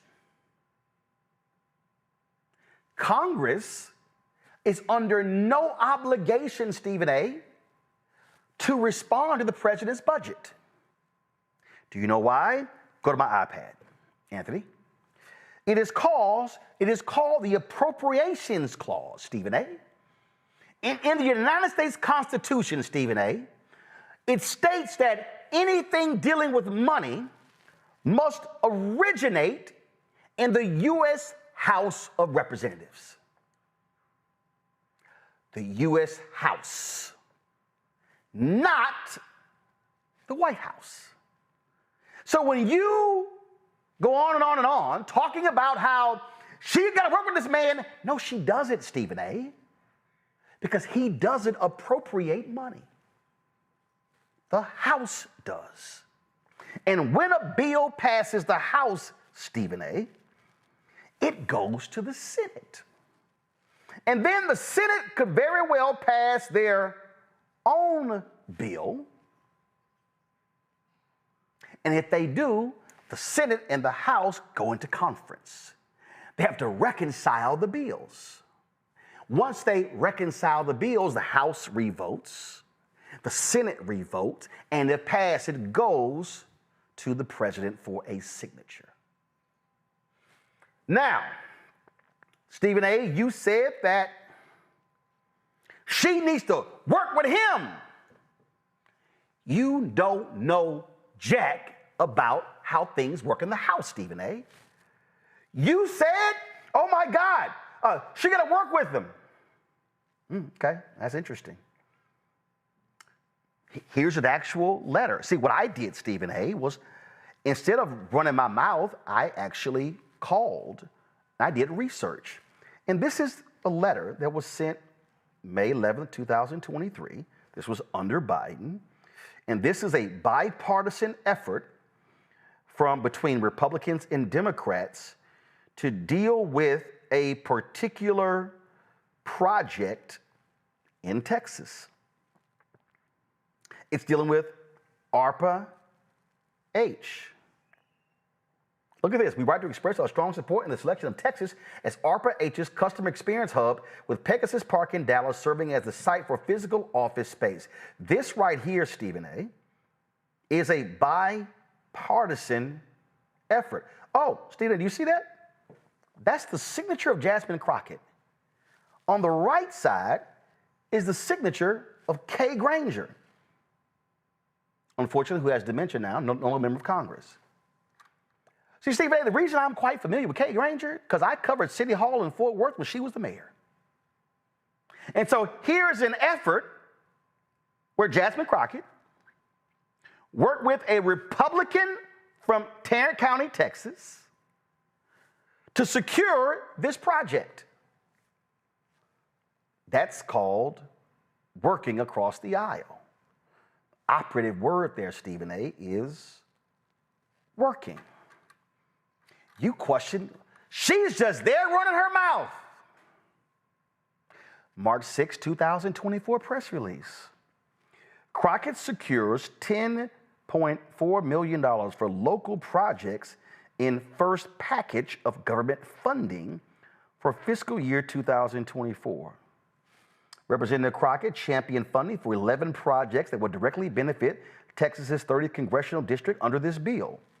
They include $600,000 for the Bonton Farms Bayer Resource Center, $959,000 for the city of Lancaster for wastewater improvement projects, $500,000 for the University of North Texas at Dallas College of Law, $850,000 for Fair Park First Development for the community park at Fair Park, $850,000 for the city of Grand Prairie for expansion of Lake Ridge Bridge, $1.6 million to the city of DeSoto for Hampton Road redevelopment, $500,000 to Texas Trust for public land for Judge Charles R. Rose Community Park, $2.5 million to the city of Dallas for enhancements to the Martin Luther King Jr. Community Center, $850,000 for renovation of Park South Family YMCA, $200,000 for technical improvements at DeSoto Regional Jail, $1 million to the city of Cedar Hill for U.S. Highway 67 Tidwell Bridge and intersection improvements. That, Stephen A., was for fiscal year 2024. Now, I'm sure you're watching, Stephen A., you're probably saying to me, before I go to that one, let me just also add to this. There was another story here. It was a Dallas Morning News story. Let me see if I can pull it up here, where Representative Crockett let me go ahead and let me try to give me 1 second, because I do want to show this here. Because again, when you go on podcasts and you claim that all she does is run her mouth and she doesn't do any work, then when you have receipts showing the work, it's kind of like exposes you literally don't know what you're talking about. And there was another where she worked. She got she worked with. I'm going to look at it this way, right here. This is March 15, 2024. Crockett already announced $80 million investment to connect Dallas neighborhoods through bipartisan infrastructure law. That was a bill under Biden-Harris. They got $80 million. Now, again, Stephen, you're probably sitting there saying, well, okay, Roland, that's fine because it's under Biden. Well, Stephen, you may not be aware, but that was an appropriation bill that Congress was going to vote for.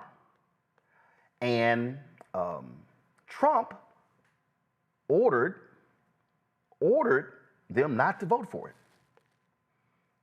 So what does that mean? That means that the projects that were supposed to happen didn't get funded. So what has happened in 2025? Well, Stephen A., there's a government shutdown right now. Why is there a government shutdown? Because it's a continuing resolution. And a continuing resolution means let's continue to vote to keep things as they are. No new projects. See, one of the things that, again, this is what happens, Stephen A., when you don't know shit about how government works. Members of Congress get to submit in the appropriations bill multiple projects. And what happens is, when they're going through the budget process, members of Congress get to submit the proposals. Now, again, this is why you gotta be careful, Stephen A., when you're just running your mouth and you don't know jack about politics. Go to my iPad, Anthony.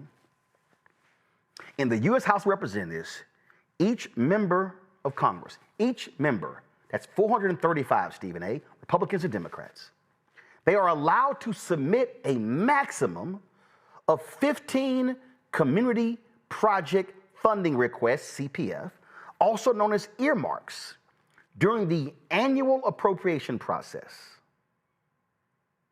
While this is a common limit for House members, the rules for congressionally directed spending in the Senate are different. What does it say right here?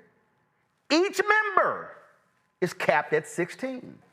Funding was available only to state and local governments and certain nonprofit organizations. All submitted requests are required to be posted publicly on the member's website.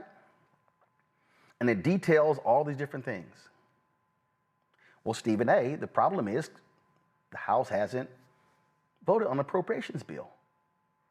That's for the continuing resolution. See, the reason we're in a government shutdown because the Republicans want to pass a CR, a continuing resolution, to fund the government as is until November 21st, so they can eventually actually pass an appropriations bill.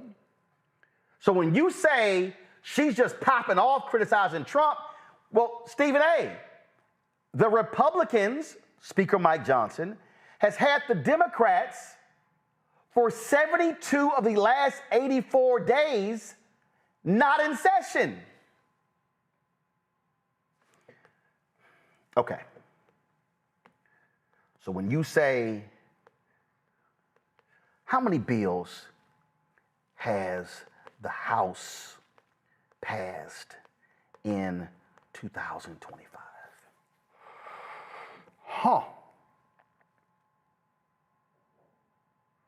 They passed 90 laws, but many of them really aren't even significant. They're not even major laws. So, Stephen A., when you say she needs to be working, well, it's kind of hard, Stephen A., to work, meaning pass bills, when the Republicans can't even pass bills because they in a recession. And so, you remember, you sit on congressional committees. You do congressional work. Those things actually happen. We have a segment here called the Crockett Chronicles, where we often will show her speaking on the committee that she actually sits on. That's actually called work. Oh, so your argument, Stephen A., is that Congresswoman Jasmine Crockett should be watching her tone and what she's saying, because she needs to watch how she talks, because she's got to work with this man to get stuff for her district. I've already explained to you, Stephen A., that every member, regardless of whether you're Republican or Democrat, you get a maximum of 15 requests. Oh, okay. So allow me to show you some evidence, Stephen A., of what happens when you are a Republican. Can y'all pull the Nancy Mace story up? Do y'all have that? Do I need to pull it up? Okay. So, Nancy Mace rips Biden infrastructure bill. Let me show you this here, Stephen A.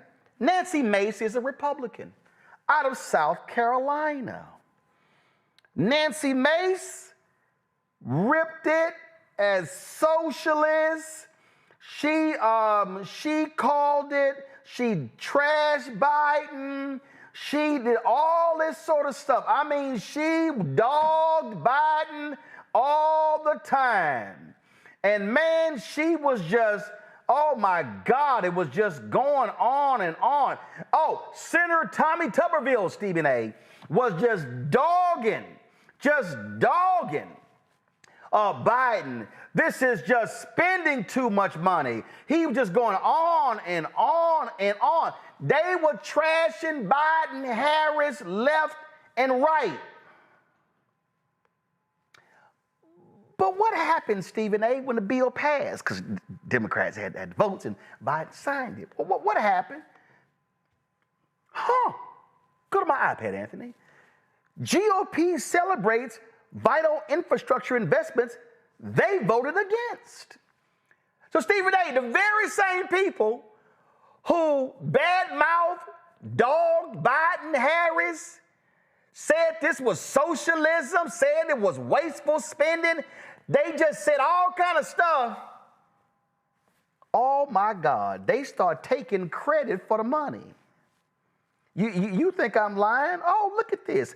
August 20. This is an article from Yahoo, from the Daily Beast, Stephen A. Dated August 20th, 2025. Nancy Mace brags about helping secure historic infrastructure funds she voted against. Ain't that something? On Newsmax, she talked about her ties to Trump, her record of delivering for South Carolinians, but she voted against the bill, Stephen A. Here's a photo of Biden signing the law. So, I'm just curious, Stephen A. Did you call out Nancy Mace for her tone trashing Biden? Did you call out Tuberville for his tone trashing Biden? Did you call out Jim Jordan for his tone? Did you call out Randy Fine? Did you call out Matt Gaetz? Did you call out any Republican? I mean, my God, we got the video. We got tons of videos, Stephen A. Did you call out any of these Republicans and tell them you should watch your tone? Your job is to fight for your constituents. Your job is to bring things back. You shouldn't be saying these things. You shouldn't be saying that your agenda is to stop Biden, because that's what they said. I recall McConnell saying it, Thune saying it. I can recall numerous, Mike Johnson, Kevin McCarthy. We can go on. I can recall so many Republicans trashing Biden, Harris, left and right, calling them communists, socialists, Marxists, running the country into the ground financially. Yet when the bill passed, because Biden picked up 13 Republican votes, they took credit. Do y'all have that Biden soundbite?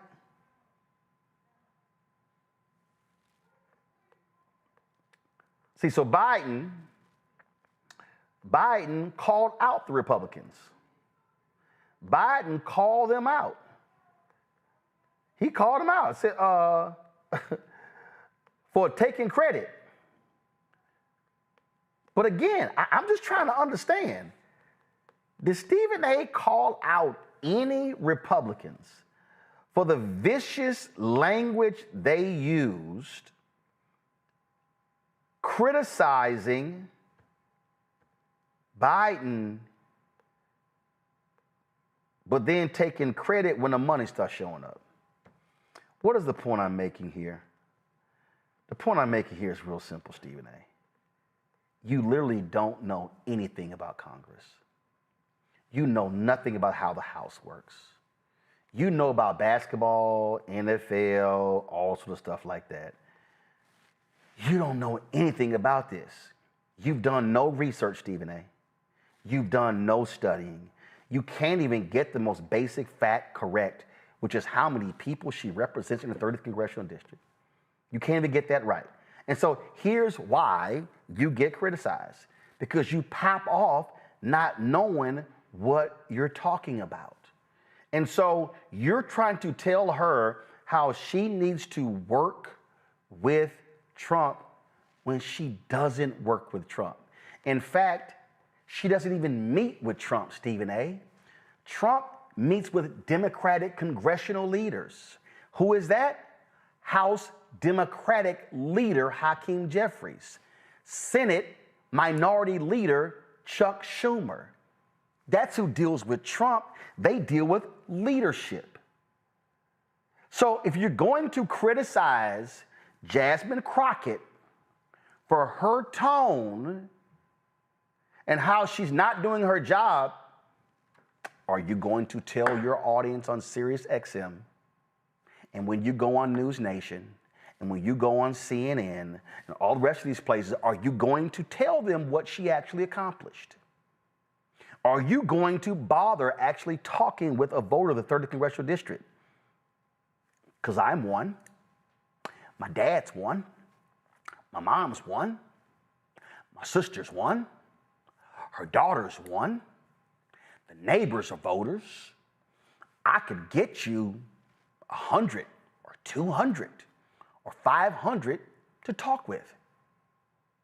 This is the problem. Stephen A., you make it easy for people to criticize you. And look, we cool. You could text me, I could text you, we can talk, we could communicate. I'm fine with all that. You can give your opinion. You can say, Crockett, her tone is wrong. But I better hear you calling Republicans out. But let's say you don't even do that. That's all. Fine. You can criticize Jasmine Crockett all you want to. But bro, you gotta get your facts straight. And you're popping off and running your mouth, and none of your facts are straight. And that's what makes you look silly. And see, had you had your facts straight, I would not have had to do this segment. Because I would have had nothing to work with. But you exposed yourself for your lack of political knowledge. And what's happening is these television bookers are putting you on because you are in quote mode. You say things that go viral, and they get excited by that. So guess what? The bookers at CNN and the bookers at Newsday, that's why Chris Cuomo ain't got no ratings. That's why he pulled Bill O'Reilly out the crypt and got you debating him. We know what all that is, and that's fine. Guess what? I don't care. That's great. But bruh, just do this. If you go on TV, and let me be real clear, when I did First Take 2 or 3 times, when I sat in for Michael Smith on His and Hers, I studied. I didn't come on the air just saying whatever. I brought facts about sports.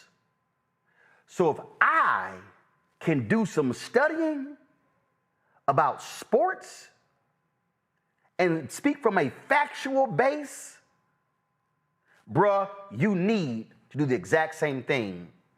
Talk about politics. Because if you don't, you're going to get dismissed as a blowhard. And I know you don't want to be seen as just somebody who's full of hot air. Ain't no facts backing them up. So do better before you start giving political advice. Call some people. Do some research.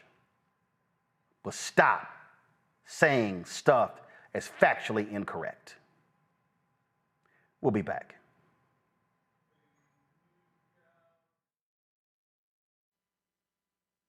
In the military, I gave orders, and they went a lot further than they do around here. If there's one thing I've learned as a mom and foster parent of more kids than I can count, investing in their future isn't a choice. In Richmond, I'll fight for Stafford's fair share for our schools. Smaller class sizes, better teacher pay, and more vocational training. I'm Stacey Carroll, and I'll fight to get our kids' future in order. This week on The Other Side of Change. Book bans, anti-intellectualism, and Trump's continued war on wisdom. This is a coordinated backlash to progress. At the end of the day, conservatives realized that they couldn't win a debate on facts. They started using our language against us, right? Remember when we were all woke and the woke movement and all that kind of stuff?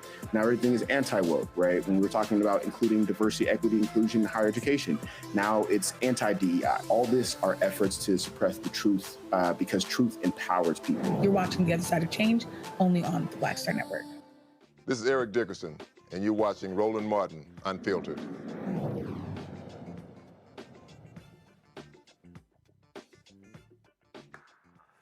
Folks, white and black pastors continue to call out racism, especially with these white pastors and their all of their white Christian nationalism. Here is Bishop Paul Morton of Atlanta. Bless you. I greet you in divine love. Listen, as a black preacher, I'm disappointed by many of our white evangelicals. I just need to know, when did they change their mind? Southern Baptists, white evangelicals, formed in 1845 by white Baptists who split from Northern Baptists over an issue of slavery and racism that Southern Baptists practiced. But in 1995, I thought they broke that racist generational curse because they apologized for their forefathers. Why did they change their mind? Or did they believe in their apology? It was wrong how Charlie Kirk died, but to get the Presidential Medal of Honor, to have the flag lowered in his honor, when his message was about degrading black people, to say Dr. Martin Luther King, who sacrificed his life for black freedom, was a bad man, to say he would be scared to get on a plane if he saw a black pilot, he would want to know, is he qualified? To say black women are not as smart as white women. And white evangelicals, that's your hero? Have you allowed a racist, unrepented criminal guilty of fraud, sex abuse, lying, 34 convicted crimes to poison your heart? Many want a law to make America a Christian nation. America is not a Christian nation, but it's a nation with Christians in it, because a racist life does not represent Christianity. Taking from the poor and giving to the rich does not represent Christianity. You should know your Bible. Christianity cannot be a forced law. It must be a choice from the heart, not a shotgun wedding. You have a form of godliness, but denying the power thereof. If there is no love, the Bible says you're like a sounding brass and tinkling cymbal that does not represent God. Well, guess what? Pastor Rick Warren had a few things to say about white folks and racism. You don't like the Bible, because the Bible says you're no better than anybody else, and nobody else is any better than you. You were made in the image of God, but so was everybody else, regardless of their background or their color or their religion or their relationships or whoever they are. You're not any better than anybody else, and nobody's any better than you. You have dignity, and you are deeply loved by God. God has never made a person he doesn't love. God has never made a person he doesn't have a purpose for. God has never made a person who was not made in his image. We believe that. Why? Because the Bible says that. Second thing that we believe is, because of that, racism is sin. It's not optional. Don't call yourself a Christian if you think you're better than somebody else. That's what I just read. Don't call yourself a Christian. Because racism is not a skin issue, it's a sin issue. Racism is actually a form of idolatry.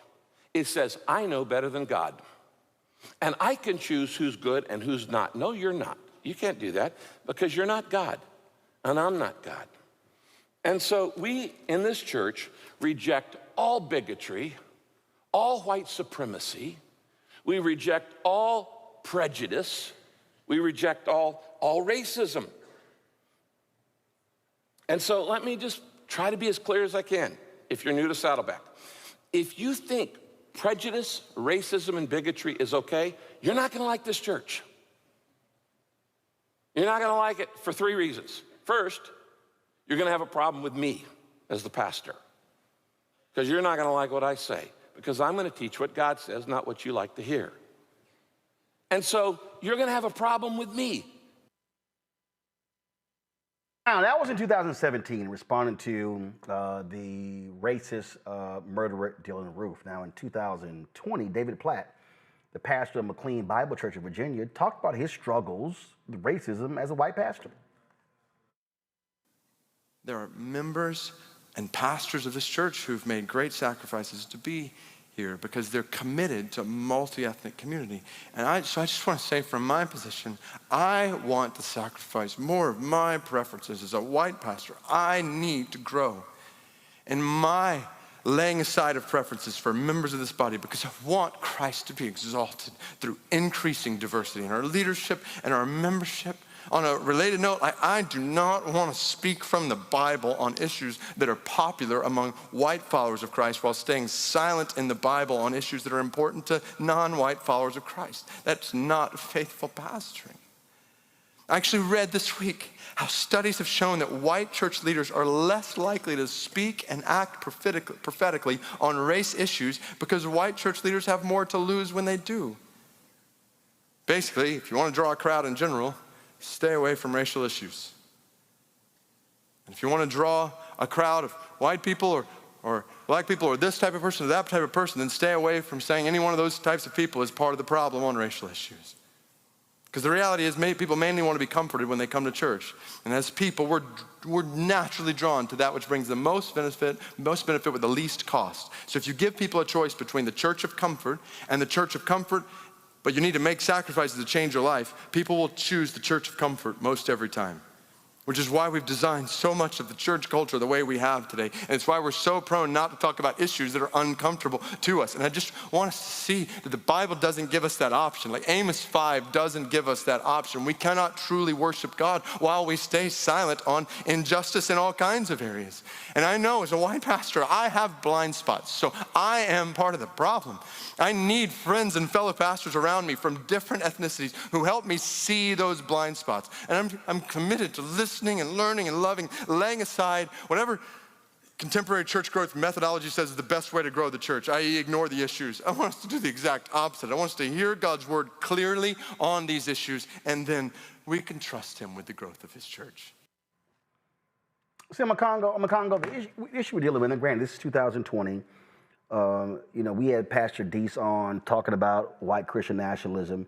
And what both of these pastors said, one in 2017, one through 2020, is just a reality. White preachers don't want to confront whiteness.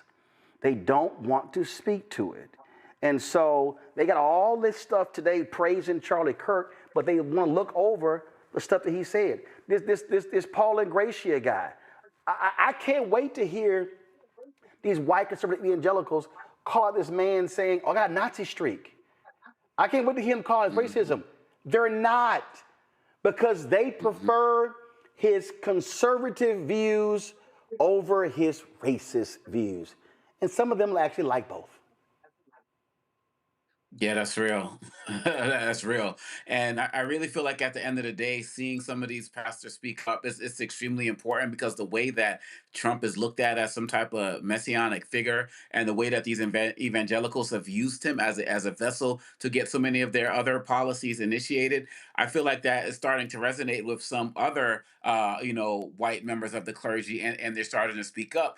But really, at the end of the day, they've been silent for so long. I'm hoping that their words can actually resonate at this point. But you're right, Roland. Too many of these folks have been comfortable. They wanted to just have people come to their churches and say, just don't speak, we're a house of God and we're just going to leave it at that. But now they see the way that Trump is twisting their religion, even people who aren't, exactly priests yet, like James Tallarico, is running for Senate and I believe is a minister. Correct me if I'm wrong. But, he's also not afraid to be able to speak up and talk about his faith and talk about his religion. And this is extremely important because these Republicans and MAGA and these so-called evangelicals and these so-called Christians have used that Bible to dump people over the head, whether it's with their anti-LGBTQ rhetoric, whether it's just so many various policies that it's extremely hypocritical. And I'm starting to feel like some of these white pastors have had enough. They can't continue to let this stuff be caught. Now I'm talking about white pastors who don't identify as evangelicals. I'm talking about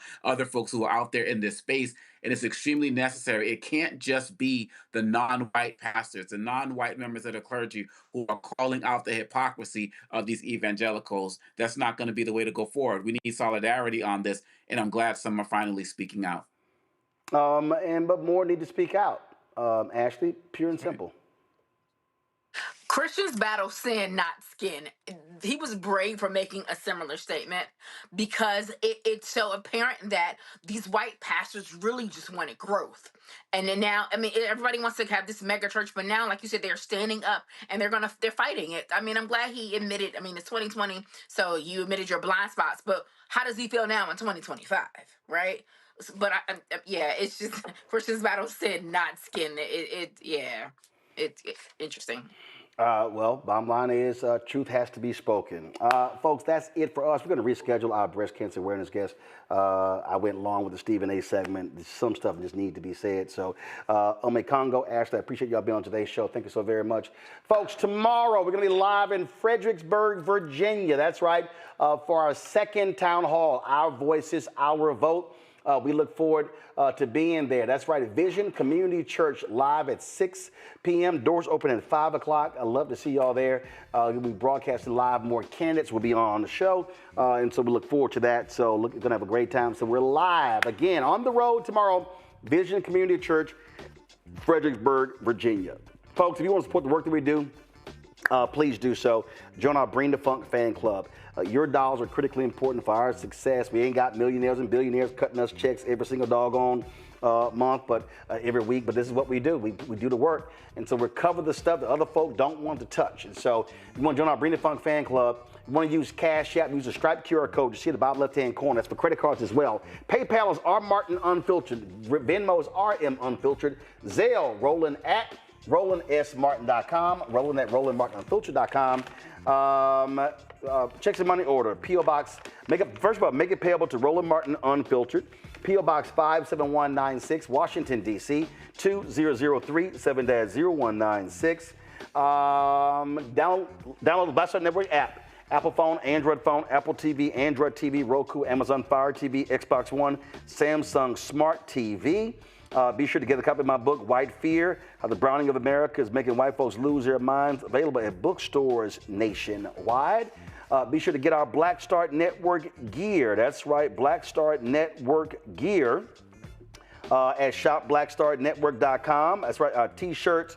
We got, our hats, hoodies, all that good stuff. So y'all be sure to check that out. Be sure to get our Black-owned products. You see all these products to my left right here. All these products are on our website.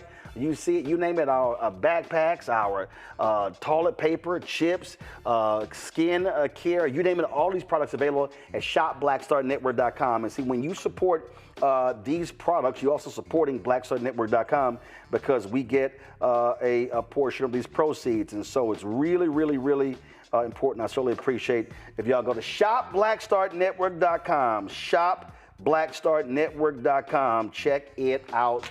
Also, download the app Fanbase.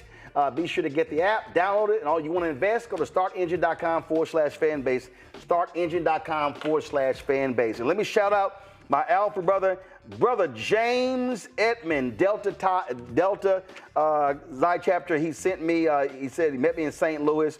So he sent me this Central State Marauders hoodie and also sent me for the summer this T-shirt right here. So you see it, property of Central State Marauders. And on the back of it, he got Roland 06. I got the same thing on the back of this right here. So that's how you do it, Frat. I appreciate it. I didn't have any Central State gear. So he heard me mention it. And first of all, he's hit the package. Man, he's hit the package. No, that's when he, my bad. That's when he pledged. He pledged May 26, 1983. He was number 3. I was number 3. But I pledged 6 years later, spring 89. And so he heard me talk about it. And so I appreciate the Central State gear. Y'all know I only rep HBCU gear on the show when I've been to the campus. I gave the commencement address at Central State. That's why I'm wearing this gear. And so I appreciate that. And so I don't know who I'm wearing tomorrow. So I'm going to wear somebody's stuff tomorrow. But Frat, I appreciate it. Thank you so very much for shipping this gear. And y'all, Oakwood, will y'all tell Oakwood they got to send a brother some gear? I don't have any Oakwood gear. I spoke there in their chapel. I don't have it. I ain't got an Oakwood hat. So if y'all can send me a T-shirt, I can wear it in the summer, and I prefer crew necks versus hoodies because I just hate all this back here. Actually, I want to get them chopped off. But if y'all got a hoodie, that's great. Send it to me. I appreciate it. Send me an email first, but Oakwood. I'm going through the list. I think, I've been a 58 or 59 HBCUs, and I got a whole closet over here. It's all this HBCU gear, so I like to wear it on the show. That's what we do. So, but again, I appreciate it, Frat. Thanks for the Central State gear. Of course, they located right across the street from Wilberforce, and I gave the commencement there a couple of years ago, and they hooked me up with some. You know what? I'm gonna wear Wilberforce tomorrow. Wilberforce, I'm wearing y'all gear tomorrow on the show. All right, y'all. No. I'm going to the church. Wilberforce, I'm wearing y'all gear on Wednesday. Wilberforce, I'll be rocking y'all gear on Wednesday's Roller Mark Unfiltered. All right, y'all, that's it. I gotta go. My Texans play the Seahawks tonight. Terrell, what's your punk ass, Terrell and Anthony? What's your punk ass Commanders?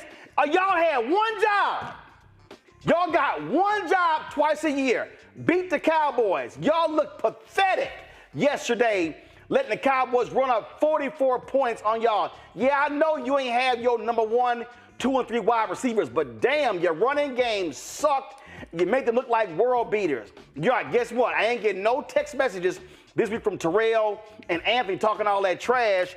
I remember when the season started, oh hell yeah, I'm calling both y'all out. Because y'all were talking all that trash about my Texans losing the first 3 games. And Anthony's like, well, look at our record. Yeah, you're absolutely right, Anthony. Let's look at your damn record.